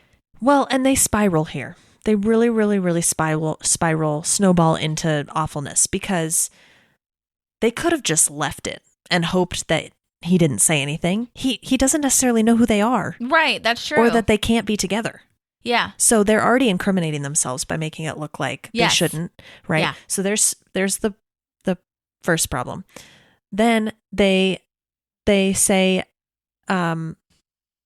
your discretion. We appreciate your discretion, right? Mm-hmm. You should take the rest of the day off. Mm-hmm. Okay, leave it there. Okay, step away. I think that's enough. But then she's like, oh, here's a massage thing that my mom got for you. Why? Leslie, you didn't have to fucking do that. Right. I don't understand. So it just spiraled and spiraled and spiraled into, and then clearly saying, and thank you for your discretion. Mm-hmm. Like it just, they and made she won it the just MacArthur so much Genius worse. Grant. Yes, I love that. Which is real, by the way. It is real. Yeah. Yeah. It's a big prize. It's like 20 to 30 people a year get it or something. Mm-hmm. It was pretty cool. Oh my God. So, there were people, I was going to look, I tried to look and see if there's anybody we would know, but there weren't. A lot of it's like scientists and scholars and stuff that aren't necessarily, like they're making huge contributions, but not necessarily someone that like on the front stage. The people of randomness would know. Yeah. Like we would know. Yeah. But yeah, you're right. This is total panic mode. They're not thinking anything through. This is just like let's cover our asses really fast, but not think about like why this is a good idea to do this. Right. Like you could tell they probably didn't even really think about talking. They didn't talk it through before they went up to him. They were like, okay, let's go just like. Oh, absolutely not. Let's just like go say something really they had fast no to plan. him so that we don't get this. Yeah. But okay, Biff Yeager, side note, the guy that played this, he also is going to come back in the trial of Leslie Knope, as we know, because they do find out and has this. Chris does have this witness, but he sent in a voice memo, and I was so excited. So I'm going to play this. I actually haven't listened to it yet, so let's just see what Biff has to say. This is the maintenance worker, by the way. How did I get the job on Parks? Oh boy, I don't really remember. I'm sorry. I don't remember the audition at all. I know that first one was replacing the light bulb in the office. I think there may have been 1 or 2 lines. I'm not really sure. A little bit about that later on. Now, let me go to the next question. Working with Amy and Adam was fun. I mean, they're good people. A day player. You work 1 or 2 days. You're just a day player, and they're of course the stars of the show. But very open and welcoming, very good. I really enjoyed working with them. It was a good set. The crew and all were good people. Oh, and and that courtroom scene where I say my face was glowing when I got a facial. Yeah, I enjoyed that too. There was something in that scene. I remember between takes. I don't remember the actor's name or the character's name, but the crazy guy married to another character on the show. He ran back and forth across the top of the chairs in the courtroom. I thought he was going to fall and break his neck. He was a little crazy there. It was kind of fun. I didn't know I was going to get called back for another episode. I was very happy to. I guess it was 3 episodes that I did. Very nice. I also got called in to do some dubbing because I guess 1 or 2 of the lines didn't come out too well. And Amy was doing the dubbing at the same time. We met on the way to the dubbing room and talked a little bit going in. Very pleasant, very easy to talk to. Very nice lady. I enjoyed her quite a bit. And we went in, did the lines, and we're out quick. So all in all, it was really a fun show to do, and I'm glad that they had me do it. I hope that answered a lot of questions, or some questions anyhow. And nice to know that there's a lot of fans out there that enjoy the show and enjoy the work. Thank you. That was so what special. A sweetheart. I know. And he's been in so many things. So, I mean, obviously he's not going to remember everything. But what was funny, I have a funny behind the scenes moment of our behind the scenes moments. I messaged him first and he was like, I don't really remember anything. Like, I'm sorry. And then I sent him like some more questions, like saying like, we really liked this scene and that scene and this scene. And then he responded back and was like, oh, okay, it's starting to come back to me. Like, okay, I'll get something together. And it really reminded me of when, cause he basically was like, oh, I didn't know that, like, I didn't know about all those scenes until you said it. And I was like, I knew. And I really thought about Leslie, like when she's at the bowling place. And she's like, 100%. I didn't know you liked wings. I knew. So I was like, thank you so much. Love you. Yeah. But thank you, Biff, for sending that in. That was really sweet. I love hearing that kind of stuff. And I definitely think it was Andy who was on the chairs. Oh, yeah, totally. That must have been a That's the deleted only scene. person it would fit for me. Yeah. Yeah. Okay, so now that this event is actually happening, Leslie is making this speech. I paused to take notes, and the Lil Sebastian thing totally looks superimposed, like VFX onto the screen. I don't think it is. Like, it just looked like, it didn't look like a real sign, because, like, there's later shots of it where it looks real, but I just can't tell. Yeah. It doesn't look real to me, but I don't know. I don't know who to ask about that, so yeah, it's fine. Props. Yeah, I'll find a props person maybe. Let's see. Okay, they mentioned that this whole thing was nicer than any funeral they've ever been to. I think they said this on the commentary. It's just so true. Yeah. They put a lot of work into it, and it's really funny because I didn't think about this before they mentioned it on the commentary, but it's a great point that at first they only had $600 as a budget, but now that Entertainment 720 is doing everything, they're using his trust fund stuff to get all of these other like special effects and the fire and the this and the that. Right. So I thought that was interesting because I didn't even think of that. Yeah, that makes sense. I love this line. Sebastian may have been Lul, but his impact on this town and the Parks Department was anything but Lul. So good. And then this is where Ladybug and Coconut come out, and Tom's being a stage manager, which is really cool to see him do. Yeah. And I love this, like, award ceremony type music. I love that. Yes, it's very award ceremony. Mm-hmm. Da, da, da, da, yes. Da, da. Yeah. Totally. Coconut was also a lover. On the first time we broke down Lil Sebastian at Harvest Festival, we talked about this actually, but the thing where Coconut took a dump on stage, says Tom, was an actual real thing. That was not scripted. That horse playing Coconut actually did that, and then they just wrote it into the show, and they just kind of kept playing with it. And it was really funny because Tom says it on his walkie, but that was kind of mimicking what everybody was, like, all the crew were doing on their end, like behind the cameras. They were all on their walkies being like, oh my God, what do we do? Right. That's so funny. So funny. I love it. Apparently Morgan Sackett, a producer on the show, was the one that had the idea for the crane to cover these shots of the stage and the audience, because it's like Harvest Festival, where it's like they're doing a whole pan out situation, so you can really see the whole scope of the show. It's kind of wild. It is, yeah, a little above budget for what seems to be a documentary. Yeah, totally. Yeah, they kind of blur the line when they do these big events like that. Yeah, that's okay. We're here for it. Okay, so we find out now that their lies are catching up with them because the maintenance worker bailed, so now Leslie has to cover. And the fuel for the Eternal Flame is not there because of the maintenance worker not having it, so Leslie asks Jerry to do it, and it's sad because Jerry was going to read a poem. And then she guilts Jerry basically into getting the propane. I'll do it for little Sebastian. This all could have been fixed if they had just sent Donna to get the propane. I know. Why didn't they send somebody else? Yeah. I also could imagine unnecessary. Like, yeah. And that whole line that Leslie has, I could imagine that being a hard line to say. The whole, like, Councilman Hauser's filling in for this person, and this person's filling in for that person, and this person, blah, blah, blah. It was like such a tongue twister, I feel. Yeah. That's the most backwards way to fix that. Although if we think about it, Leslie's typically a very efficient person, and I think she's just a little too flabbergasted by her personal life right now to be making some well thought out decisions. Yeah, I agree. So that checks out. Yeah, it's pure panic mode. Yes. Then we see the video presentation. Oh, go ahead. Oh, I just love this line. Your eyes are about to piss tears. Oh my God. So gross. So gross. Donna's so over him. Yeah. Oh yeah. You're nasty. You nasty. Yeah, so the video presentation is happening. And then Tom puts on a British accent for the voiceover. I love that. It's so it was a nice silly. Touch. I really like this whole thing. I mean, I could have done without the stock footage. There's got to be enough footage of little Sebastian out there, like, and the town you could have had people from the town send in what they got from the Harvard Festival or whatever. So I could have done without the stock footage of like the sky and shit, but I thought it was nice. Yes, it's funny. The music behind that one was really lovely too.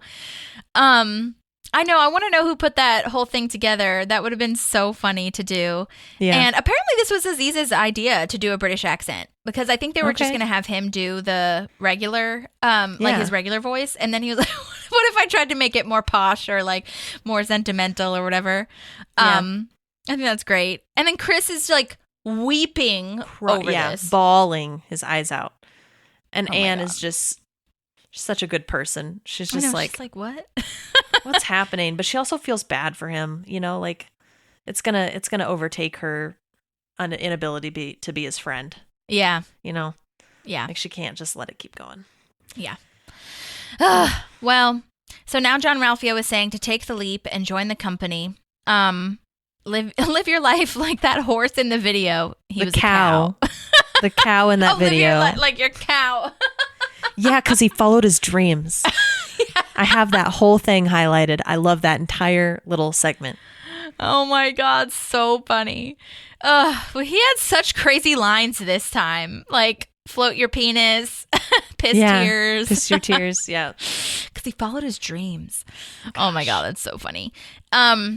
Interestingly, during this whole thing, there's a monitor over Tom's shoulder, like showing the video. And apparently in the editing, they made it seem like the presentation was happening at the same time, but that like wasn't how it actually was filmed. And they did this kind of for time purposes, because I think they were going to show the whole memorial and then have that be a separate thing, like that scene be a separate thing between Jean Ralphio and Tom, but then for time purposes. I thought that was great though. It made it seem like it was really well done. And it was very natural. That's totally what would happen in real life. So I thought that was great. You don't question it at all. Yeah. Well done. Let's see. Okay, so so Ben's freaking out, trying to get and Leslie's freaking out, trying to get everything covered because the presentation is over. I love this so much, where Leslie says to buy merch, and it's going to Lil Sebastian's favorite charity, which is the Afghan Institute of Learning. I want to know how they chose this. It's real. It is real. I did some. I mean, I don't think it's doing very well right now because of how shit has hit the fan. Yeah, but they said that it was the original charity was Planned Parenthood, and then apparently Amy just riffed a bunch of random charities that she knew, and I don't know if it was just Amy Poehler, or if like maybe they were shouting ideas at her, but basically she was just going like on a riff moment of saying a bunch of different charities. Okay, so it wasn't like an intentional one they chose; it was correct. One that they liked that she said. Yes. Okay, that's really cool. Yeah, I like that.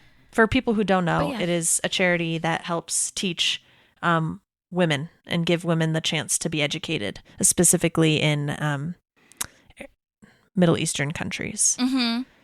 Yeah, I wrote down their mission statement. It's so cool. To provide women and children with education, healthcare, health education, teacher training, workshops in peace and leadership, and legal aid, to create a healthier and better educated population with greater capacity to build a self-sustaining, self-reliant Afghanistan. Afghanistan specifically. Sorry, I couldn't remember if it was specifically one country or a region. Mm-hmm. That's really cool. Yeah, it's a really cool. I'll link it in the show notes if you want to learn more information. I think that'd be great. But it is funny to me that they phrase it as Lil Sebastian's favorite charity when obviously he can't pick. I just love that so much. Yeah, I think that's great too.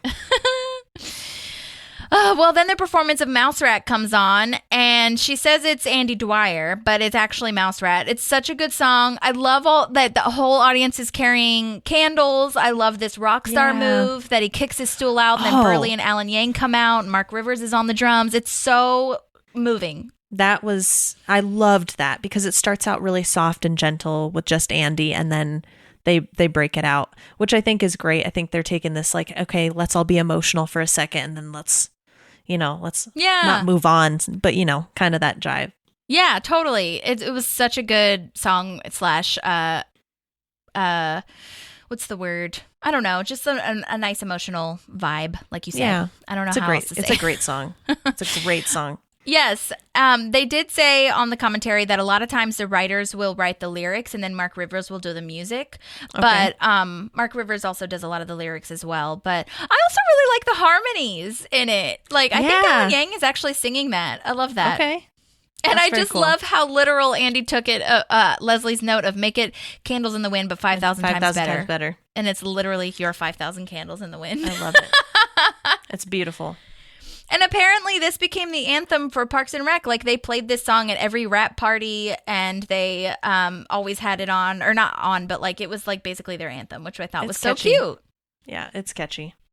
And I do have a funny little, not funny, but like a little tidbit about Mark Rivers and Mike Schur. So apparently the first song they ever had Andy do, Mark Rivers was in Mike Schur's office and he basically just improvised the whole song. And then that's what they ended up using.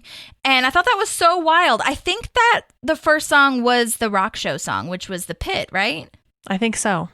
They didn't say exactly which song it was, but Mark Rivers like was amazing is basically all they're trying to say. Yes, which we knew. Yes, which we knew. But I will say that I think Dan Gore was on this commentary. Yeah. And he wrote this episode and he was like, well, look, sometimes the writers write the lyrics too. Okay. I was like that. Okay. We hear you. Okay. We get it. All right. So now Ben and Leslie are talking. Everything is messed up. Everyone is doing different things than they were supposed to be doing. Donna's reading Jerry's poem so terribly. And a lot of Parks fans are, kind of double checking this because it turns out that Donna can actually sing Italian arias. So she should be able to pronounce this like later on in the series. Well, she sings an Italian song at when Exactly. Leslie's walking down the aisle in At the the wedding. Parks Department. Yeah. So, I mean, yeah, it doesn't check out, but it is freaking hilarious. It is freaking hilarious, So. especially her face when she's like, I don't know. Looking over at them like, you're really making me do this right now? Yes. And Retta said that when she was actually filming this, she sang it as another option. So that I thought that was interesting and funny because that comes back around that she does end up singing an Italian piece. Yeah. But anyway, so now Ron comes up and says that he's mad that he can't lay the wreath instead of lighting the flame. That line I think was you would so know. funny. But I prefer to lay a ceremonial wreath. Than light a flame. I think that was so Weirdo. funny. Like, how would you know? Yeah. That is such a weird thing. Anyway, this is Apparently just, that was added on the day of that line, Oh. which I think is so funny. that's a great line. Yeah. I just have written, this is so incredibly stupid for two of the smartest people in this show. Yes. I think, again, they might be showing that they're book smart, but not street smart. Yeah. Very true. Very, very true. Oh my gosh, you're right. And that, like, I don't know. I think it's kind of new for them too, because they have never really had this kind of like love before, or this kind of like infatuation. I guess it's not love yet, but I feel like this is a different vibe than their other relationships. So they don't even know what the hell they're doing. Yeah. No, I can definitely Also, see this that. is probably their first time ever hiding something like this. So like, not saying that you should be well versed in this, but you should also, again, be a little more street smart. Yeah. A little more A common little sense. bit more aware. Yeah. Yeah. It's so funny that Ron figures it out, basically. Smart dude. He's just like, who caught you? Mm-hmm. Well, he knows they're not being careful. Right. And I love that they try to play it off again where they're like, Ron, congratulations. Oh my God, you get to light the flame. And then that's when that line about laying the wreath comes in. Yeah. But we learned that Ron was hit by a school bus. That's the only other time he's cried. Okay, What? man. Damn. But also, I guess up until this point, because doesn't he cry when his barber dies? Yeah. At Salvatore's funeral, he cries. Yeah. So that's still not very many times, but you know. No. Anyway, he takes it so seriously. He's doing the army march thing, you know, like, Yep. ugh, Very and he seriously. yeah. Also, did you notice, this is probably silly of me, but he has like mist coming out when he's talking, like it's really cold. I wonder if they added that in, or it is Yeah. LA and it's probably an overnight shoot, so it probably was cold. It could have but- been cold. Yeah, and even though this aired in like April or whatever, they probably filmed it in like Right. February, I would think. Yeah. So that could Yeah. check out. So I thought that was interesting. Yeah. Oh my God. Then we learned that Jerry thinks that lighter fluid is the same as propane, which good to know, bro. And it blows up in Ron's face. Yeah. Oh my God. Little fun fact about that. Ron/Nick Offerman really begged to do this himself, but it was a stunt person. You can't tell, I don't think. No, you can't. Apparently Megan Mullally was on this commentary as well, because she comes in as Tammy too. And she said that he's done stunts before without mentioning it to her, and so she was really happy that they didn't let him do it. And she literally went up to Mike Schur and was like, please don't let him do this. Do not let him do this. And he was like, don't worry, Same. he's not gonna do it. Yeah, same. I would Nick be Offerman, mad. I guess, really wants to do his own stunts or whatever, but yeah, that's dangerous. Yeah, that's really dangerous. Oh, no thanks. God. And then Ben's face is so uncomfortable again, like that panic face that he makes when Cube Butt happens. He's like, yay, that we meant for that to happen. We meant for that. Yay. Oh my God, so bad. Yeah. Whew. Well, it was powerful, I guess. Oh God, those kinds of award shows / like, it's not an award show, but you know what I mean? Those kinds of events, I feel something always shitty happens, and then you're like, was that meant to happen or not meant to happen? Right. What? Well, now we're at the back of the Parks Department, if you are. Mm-hmm. Yep. Okay. Jerry's apologizing to Ron. That camera angle is so funny. Like, we don't see Ron first. It's just, the camera's just on Jerry, and then it cuts to Ron, and all of his facial hair is fucked up. His eyebrows are gone. Top part of his head is burned. I reached out to the makeup / hair artist on this, because I was like, how did you do this? Because his hair really does look burned. Yeah. Like, it all looks burned, which, you know, Comes an hour back. and a half ago, we talked Yeah. about how his mustache looked taped on, because they shaved off his mustache and everything, to make it seem like it was burned off. Apparently, okay, so the hair artist on this was Renee Vaca. Shout out to her. Love her. I'll tag her. Well, I'll ask if she wants me to tag her, because maybe she doesn't. But either way, she said it was definitely his hair, like on top of his head. It wasn't a wig. Because I was like, was that a wig?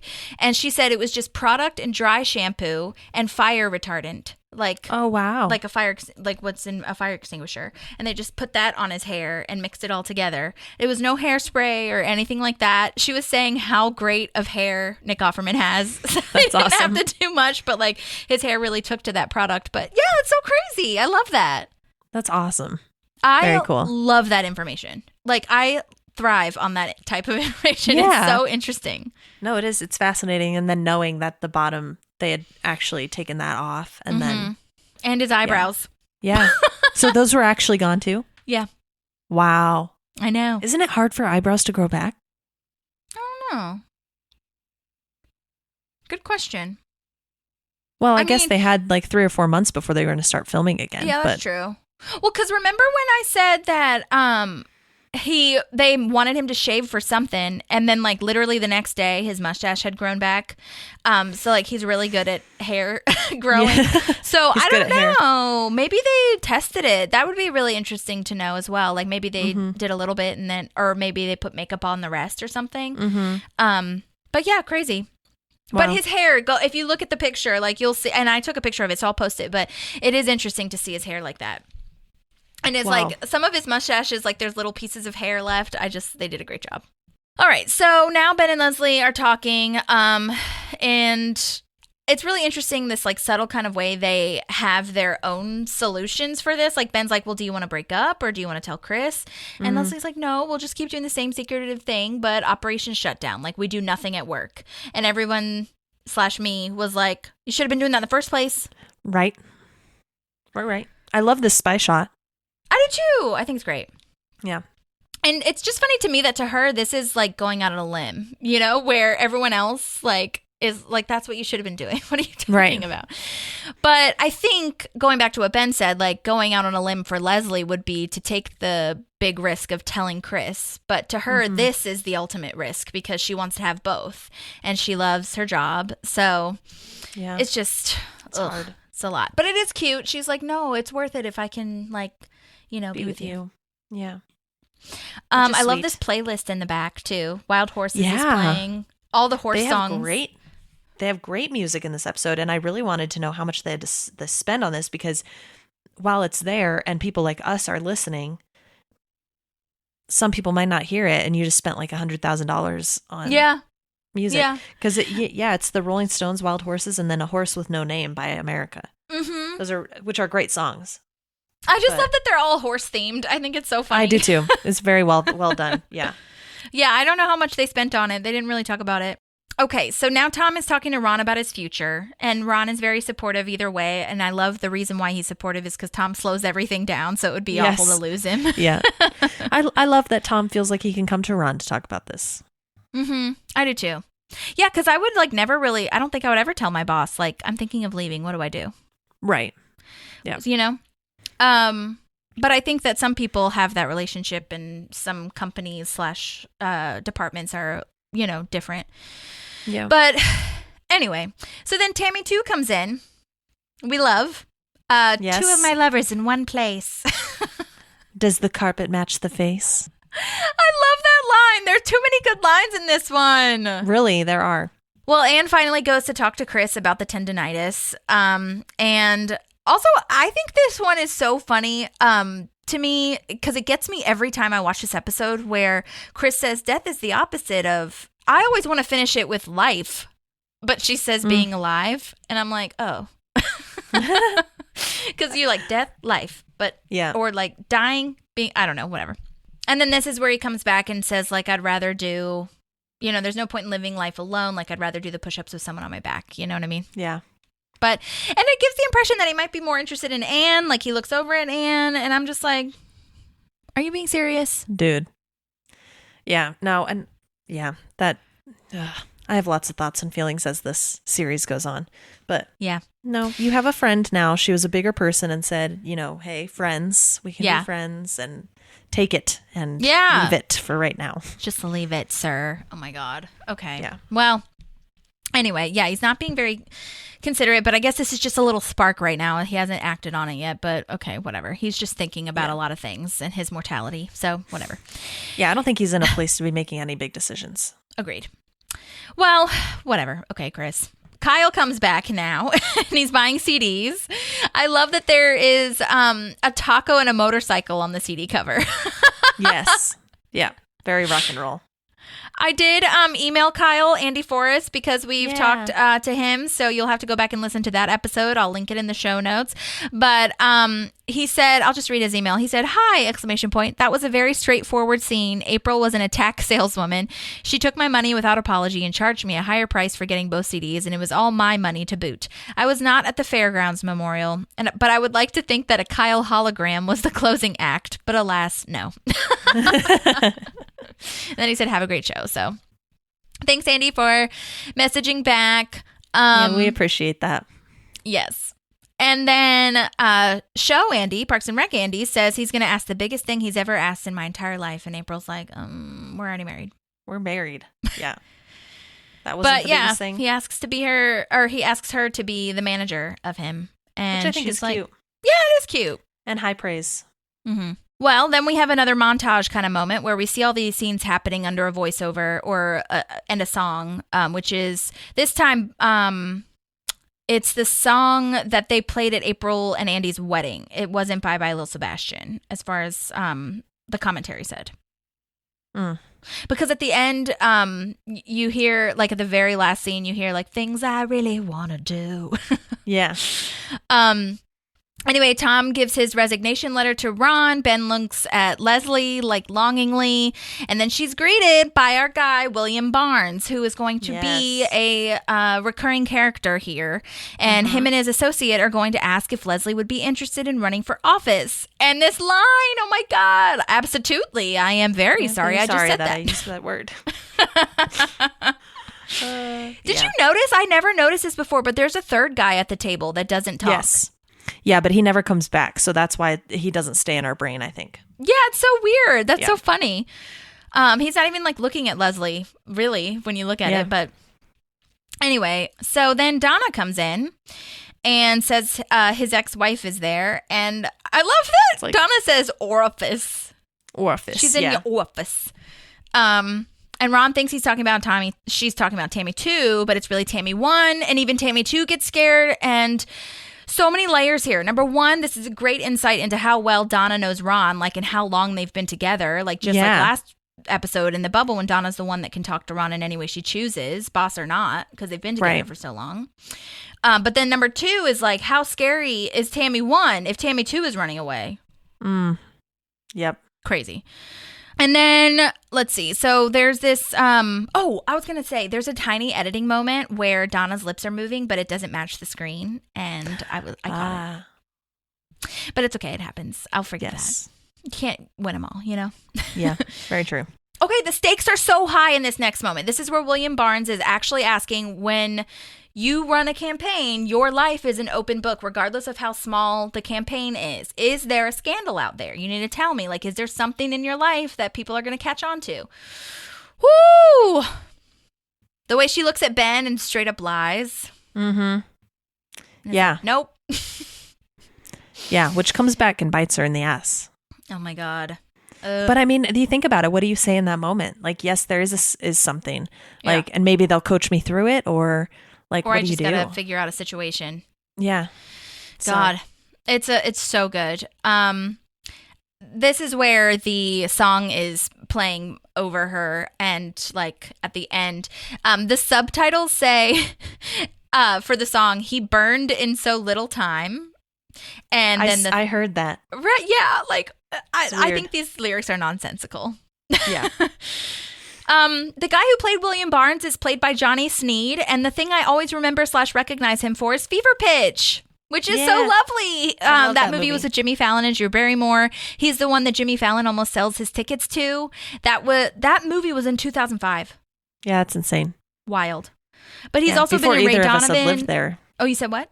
Before either of us had lived there. I know, crazy. Yeah, and I remember being so excited moving there and being like, oh my God, Jimmy Fallon stood on this street corner and Drew Barrymore.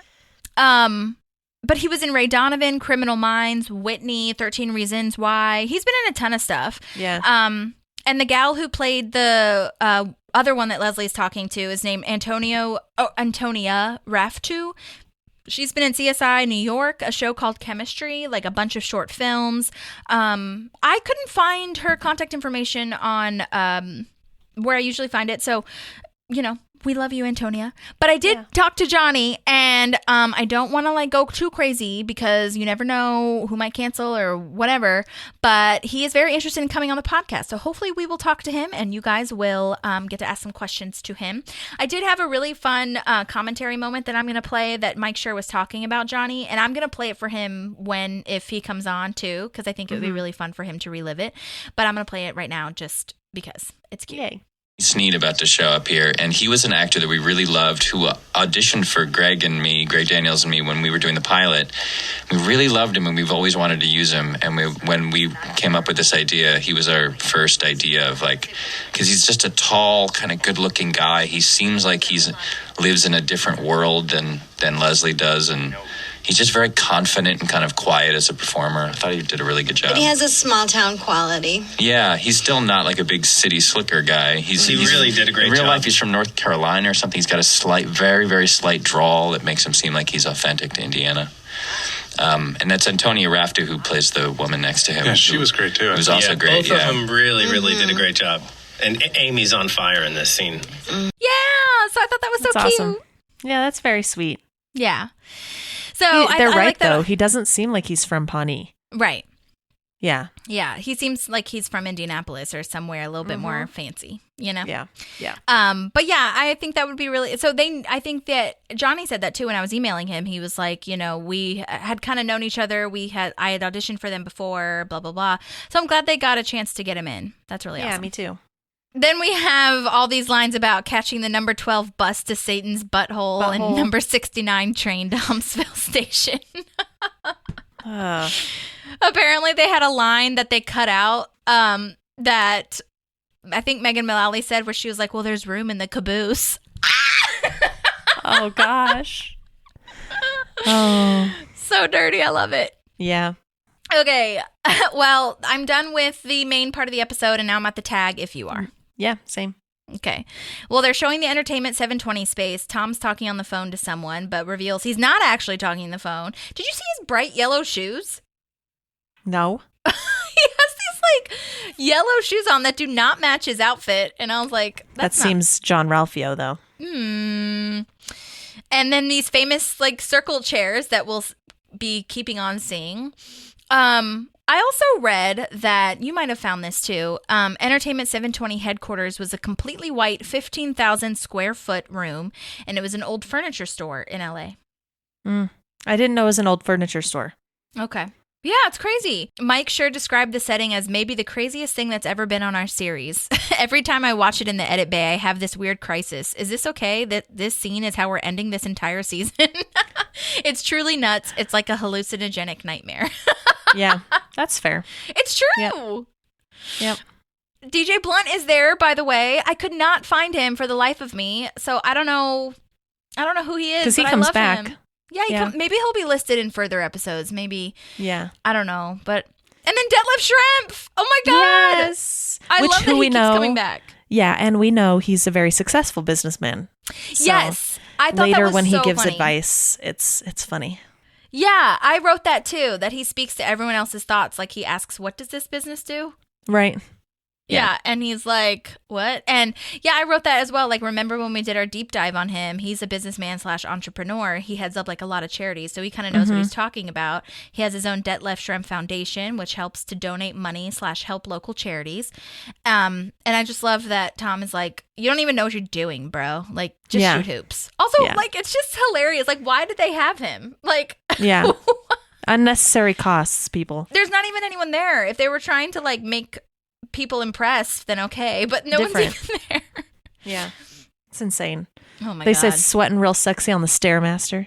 Oh my, yes, that's Tessa, the Nobody new sweats assistant. sexy. Sorry, sweating real sexy. Oh my god, I like that clear purple desk. It's so, a lot of this stuff is like so 90s vibes, you know, like you used to have like the blow up chairs and the clear phones that you could see all the wires through. And then the petty cash in the clear toilet bowl. Because we're flush with cash. Flush with cash. So good. She is played by, Tessa is played by Talia Tabin. Talia, I'm so sorry. I should have asked. This is the stuff that I don't ask because I'm too busy asking the questions, and I'm sorry. But if you let me know how your name is pronounced, tell me later. She sent in some voice memos, so I'll be able to ask her. I'm so excited that she did. She's been in Mr. Mayor, which was the show with Ted Danson, a.k.a. The Good Place Fella, and Cheers. Hello, if you don't know Ted Danson. She's also been in Curb Your Enthusiasm, Love, The Grinder, which is the show Rob Lowe was on, so that's fun. Little crossover. My Blind Brother, which is a movie with Jenny Slate and Nick Kroll, so lots of crossover. And she was also in an episode of New Girl. And then she comes back next season in Ron and Tammy. So she must be at an Entertainment 720 event, which I don't remember, but we'll get there when we get there. I want to know what New Girl episode she's in. Okay. Well, while you're looking that up, I'm going to play her first question, and I haven't listened to these either, so I'm excited to respond. Yay. Hi, it's nice to meet you guys. Excited to answer these questions. So I remember so much about my audition for Parks and Rec because it came up kind of funny. So I had been watching Parks and Rec, and I was loving it. I was just like, I'm obsessed with this show. I would tell all my friends about it.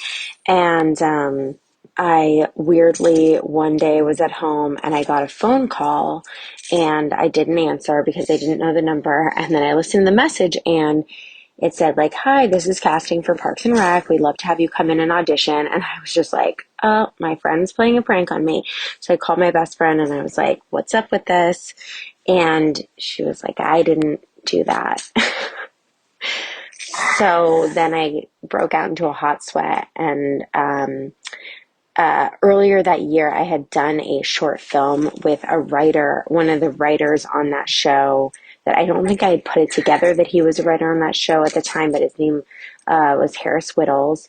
And I did a short film with him and this guy, his like best friend Armin, and they used to do a ton of shows at UCB, which is the Upright Citizens Brigade. Sorry if you can hear my baby in the background.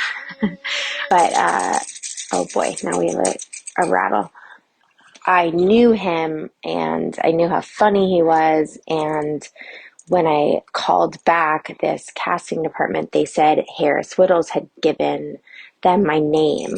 So I just was like over the moon that I was able to go and audition for them. So I went in and there was like 4 other girls who were all from UCB, and I had just started at UCB. So I like knew no one. I was so nervous. I was just like petrified. But UCB is all about improv. So I knew that, you know, like you had to have that like comedy sense about you. And I also like knew the show really well. So I went in, and I think my audition was the scene that I did in, I'm not sure actually. I think it was the scene. I think it was like 1 line or 2 lines or something.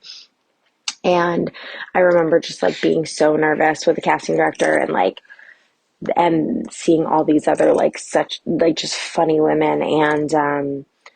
And then I got a call. I want to say they called me directly. Like they didn't even call my managers, that I got it. And that was me booking. That was my first television job ever. And I just remember losing my mind and then texting Harris and being like, I can't thank you enough. This is such a big deal. And he wrote me back like all of this stuff of like, you know, how he wanted me to play the character. And he was like, it's super grounded and it's very real. Like, I think he knew how green I was. So it was very cute. He was my Parks and Rec guardian angel. Oh my God. It's so sweet. Her baby's adorable. I just looked up her Instagram. Oh, you did? Okay, good. Yeah. Yeah. Yeah, that's amazing. Oh my God, I love hearing that about Harris. Rest in peace, my dude. Oh my God. So precious. Sweet that he did that. Yeah, that would be really shocking to me as well for a casting office to just call, because that's not how that goes. Like, how did they find you? Like, there's so many actors. Like, what? I totally understand why she thought that wasn't real. Right. Yeah. Oh my that's God. crazy. I looked it up. So New Girl, where she was in New Girl, is in the micro penis episode, if you remember that. I don't remember it, but go ahead. Yeah, so I believe it just says woman, but the only woman I can place in that episode is his girlfriend when she comes home from the grocery store and realizes that he's been trying to date Jess. Oh. So, yeah, just in case people know what's up with that. I also noticed on her Instagram that she's a co-host of the Friends Talk Frasier and Feelings podcast. Oh, yeah, I saw that. Very cute. Yeah. Podcast buds. It's like our vibe, but different show. Yeah, that's true. Love that. Okay, well, that's the first one. She sent in 4. So, because I asked 4 questions, because that's how I go. I want to be thorough. How was my day working on set with Ben Schwartz and Aziz? So I've never been so nervous in my life. Obviously, like going to set. I remember, I think I wore my own, I think they had you, like, I went a day before to go do my costume fitting, and they really liked these like tall brown boots that I wore to the audition, and they were like, can you bring those in? I remember that was like part of the costume fitting. So I had already been on set or seen people or something like a day before. And then that next day I came into work. Oh, I had already known Ben Schwartz a little bit from UCB. So I want to say maybe I Facebook messaged him or something and was like, hey, I'm going to be on this show with you. So I want to say, and meanwhile, this is like so many years ago, I want to say that Ben was a little like Big Brother vibes to me on set. He was very like, Aziz, this is Talia, and like, I know her from UCB. And so that was very cool. I remember feeling, because I was so nervous, like deep down in my bones, I could barely function. But I had, I'm sure, like a little baby trailer. I remember they like did my hair and makeup, and I felt so special. Even though they do hair and makeup for everybody. Then there were all these basketball players. So there was Detlef Schrempf, and there was also Roy Hibbert, maybe not. All these basketball players, and they were a big deal. And I just like didn't know anybody or know or care. So I think I just like chatted with them a bunch, because I was like, oh, what do you do? They're like, we're professional basketball players. I was like, that's exciting. And so that was probably very embarrassing. I will say on set, I'm sure you guys know this and have talked to other people, they had a bunch of cameras, and Ben and Aziz just like went to town improvising. I would say they probably started off with the script maybe once, and then these guys would just riff and take after take, like level up their comedy in a way that just like I still haven't really seen. Aziz and Ben doing those intros for their company was like one of the funniest days on set ever. I remember we were in this huge warehouse and it was freezing, and they just had like these weird furniture like scattered around, and then they're like, okay, you're gonna sit here at a little desk, and then there's gonna be a toilet bowl full of cash over there, and I just was like, yeah, and anything they said I was like, okay, great, okay. And I want to say we maybe rehearsed it or kind of like walked through it once, and then they just let these guys roll. And I just had to like bite my tongue to keep from laughing. And it was just like a dream. Like I just remember thinking like, am I in heaven? This is truly my favorite show. The fact that I'm here right now is insane. Harris wrote, I forgot to say, I think Harris wrote the episode. And so that's why he recommended some people for this part. And I just was in true heaven. And I remember like watching Ben play basketball with like some of the basketball players and just being like, wow, wish I knew how to play basketball so I could get in there and like hang with those guys. I will say I don't think I really talked to Aziz. I think it was just like, oh, hi, nice to meet you. And I was like, nice to meet you. And that was it. Ben, I talked to like a bit more just because I knew him from this mutual improv theater. But also he was like talking with the basketball players because I'm sure that was like so cool for him. So I want to say that first day. Oh, I know. I also chatted a bunch with Alan Gang, who was one of the writers on that at the time. And he was really lovely to me and like answered a bunch of questions. And for some reason, maybe Harris wasn't there that day, I don't think. And so Alan was super kind and chatted with me a bunch. Yeah, God, what a dream. Take me back. That's how I feel right now. Yay! That was so cool. Oh my God, I love hearing how much she loved the show, because I feel like not the majority. Well, actually, yeah, I think the majority of people didn't watch the show before they came on. Especially in the second season. Mm-hmm. We got that a lot, where people hadn't seen the show yet. Yeah. So that's so cool that she was into it and that she knew Ben Schwartz. And yeah, I love that. And I love how excited she is about how, like, she just sounds like us, kind of just like if we were on set of Parks and Rec, we would like flip our lid. Like, oh my God, I can't even imagine. And also being on set with all the basketball players. But it also goes to show, like, I don't know, it's really hard to go up and talk to people on set that you don't know. You just have to be so, like, you know, outgoing and just who cares kind of vibes. But it's, and also they're like running their lives as well. Like they want to make everything go smoothly. So maybe things are moving fast. But yeah, that's so cool. And also, Talia, don't worry about the baby. We love the baby noises. Yes. We have cat noises and dog noises on here. So that's just, it is what it is. We're adding to it. Okay. Question number 3. So when I did this job, I had no idea I was coming back. Yeah, I mean, I had hoped I would. I didn't like really understand TV as much at that time, which is kind of probably a blessing, because I probably would have gotten my hopes up and been like, oh my God, this all rides on me being asked back.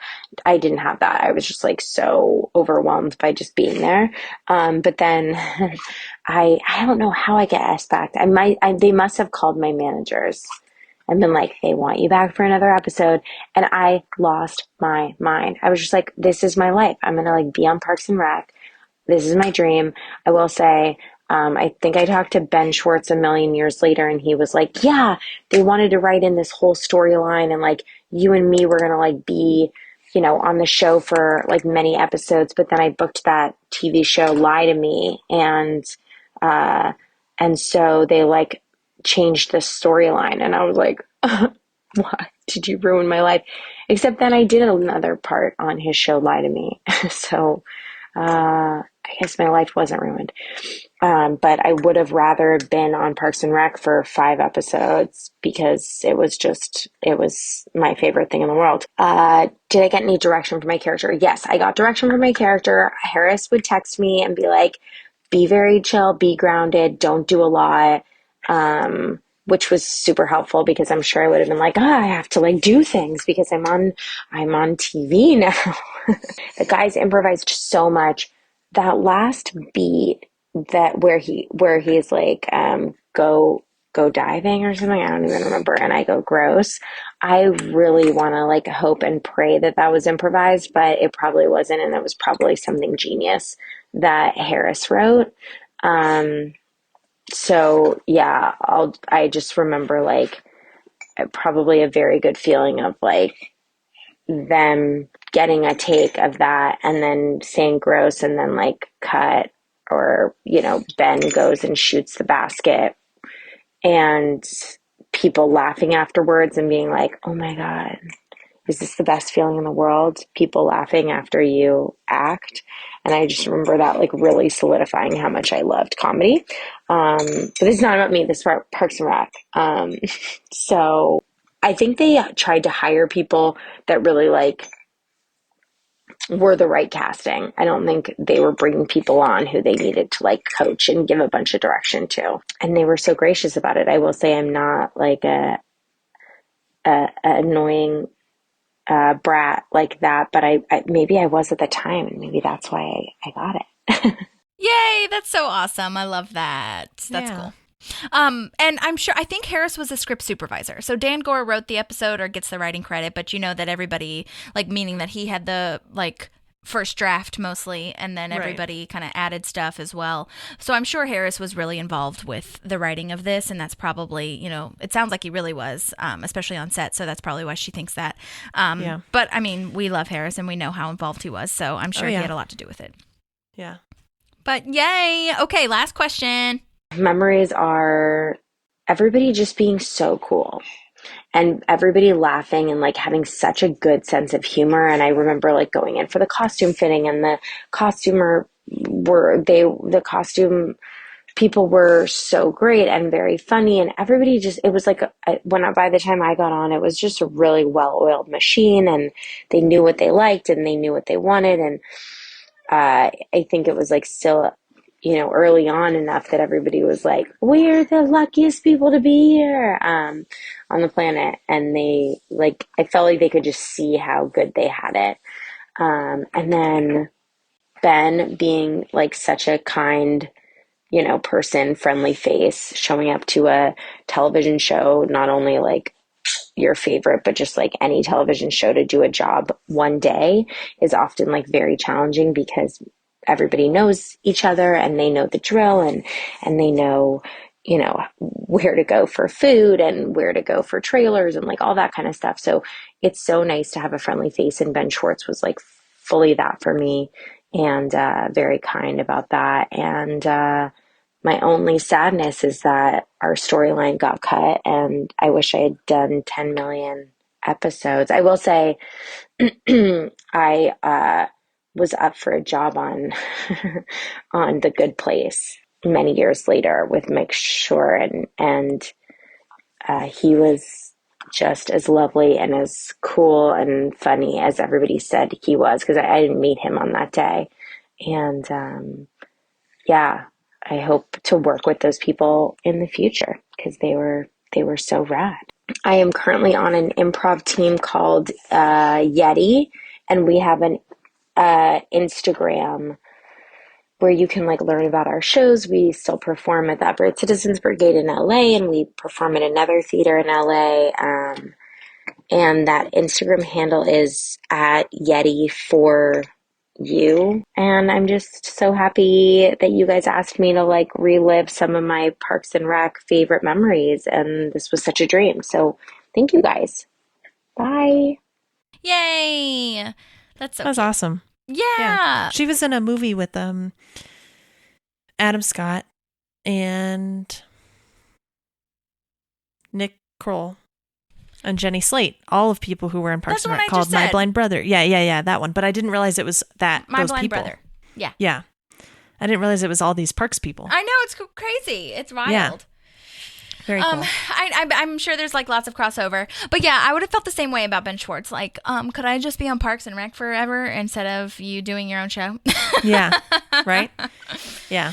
But I'd be that's the same awesome. way. I guess they could have, if they wanted to, had her and Tom be together instead, but I know it's too late now to think about that. Yeah. But Time has passed. But yes, I will definitely tag her improv group and her Instagram. And I would love to go see them if I'm ever back in LA. That'd be awesome. But thank you so much for all of the details. We really appreciate it, Talia. And yeah, so we'll definitely message. We would have loved to hear stuff about Ron and Tammy. So I'll definitely message her back when that episode comes up. Absolutely. So we can go from there. But I mean, that's Lil Sebastian. That's all I got for you. Yeah. That was crazy and so lovely. And yeah, there's really nothing left to say. So we hope you have a wonderful week and that you stay tuned for some more. We have some really good guest interviews coming up next. And then we'll be season 4, which is wild. And I'm Leslie Knope is coming up, which is the next episode. So very wild. exciting. Don't forget to look at our Patreon. You can get a vibe for feeling that out and joining our subscription. And I'll link that in the show notes. And then email us if you want to. That's also in the show notes, parkpalspodcast@gmail.com, as well as our Instagram and TikTok. You know where to find us. So yes, thank you guys for listening. Thank you. And rest in peace, sweet Lil Sebastian, a.k.a. Gideon. Bye. There's a park and some pals, and there's also therapy too.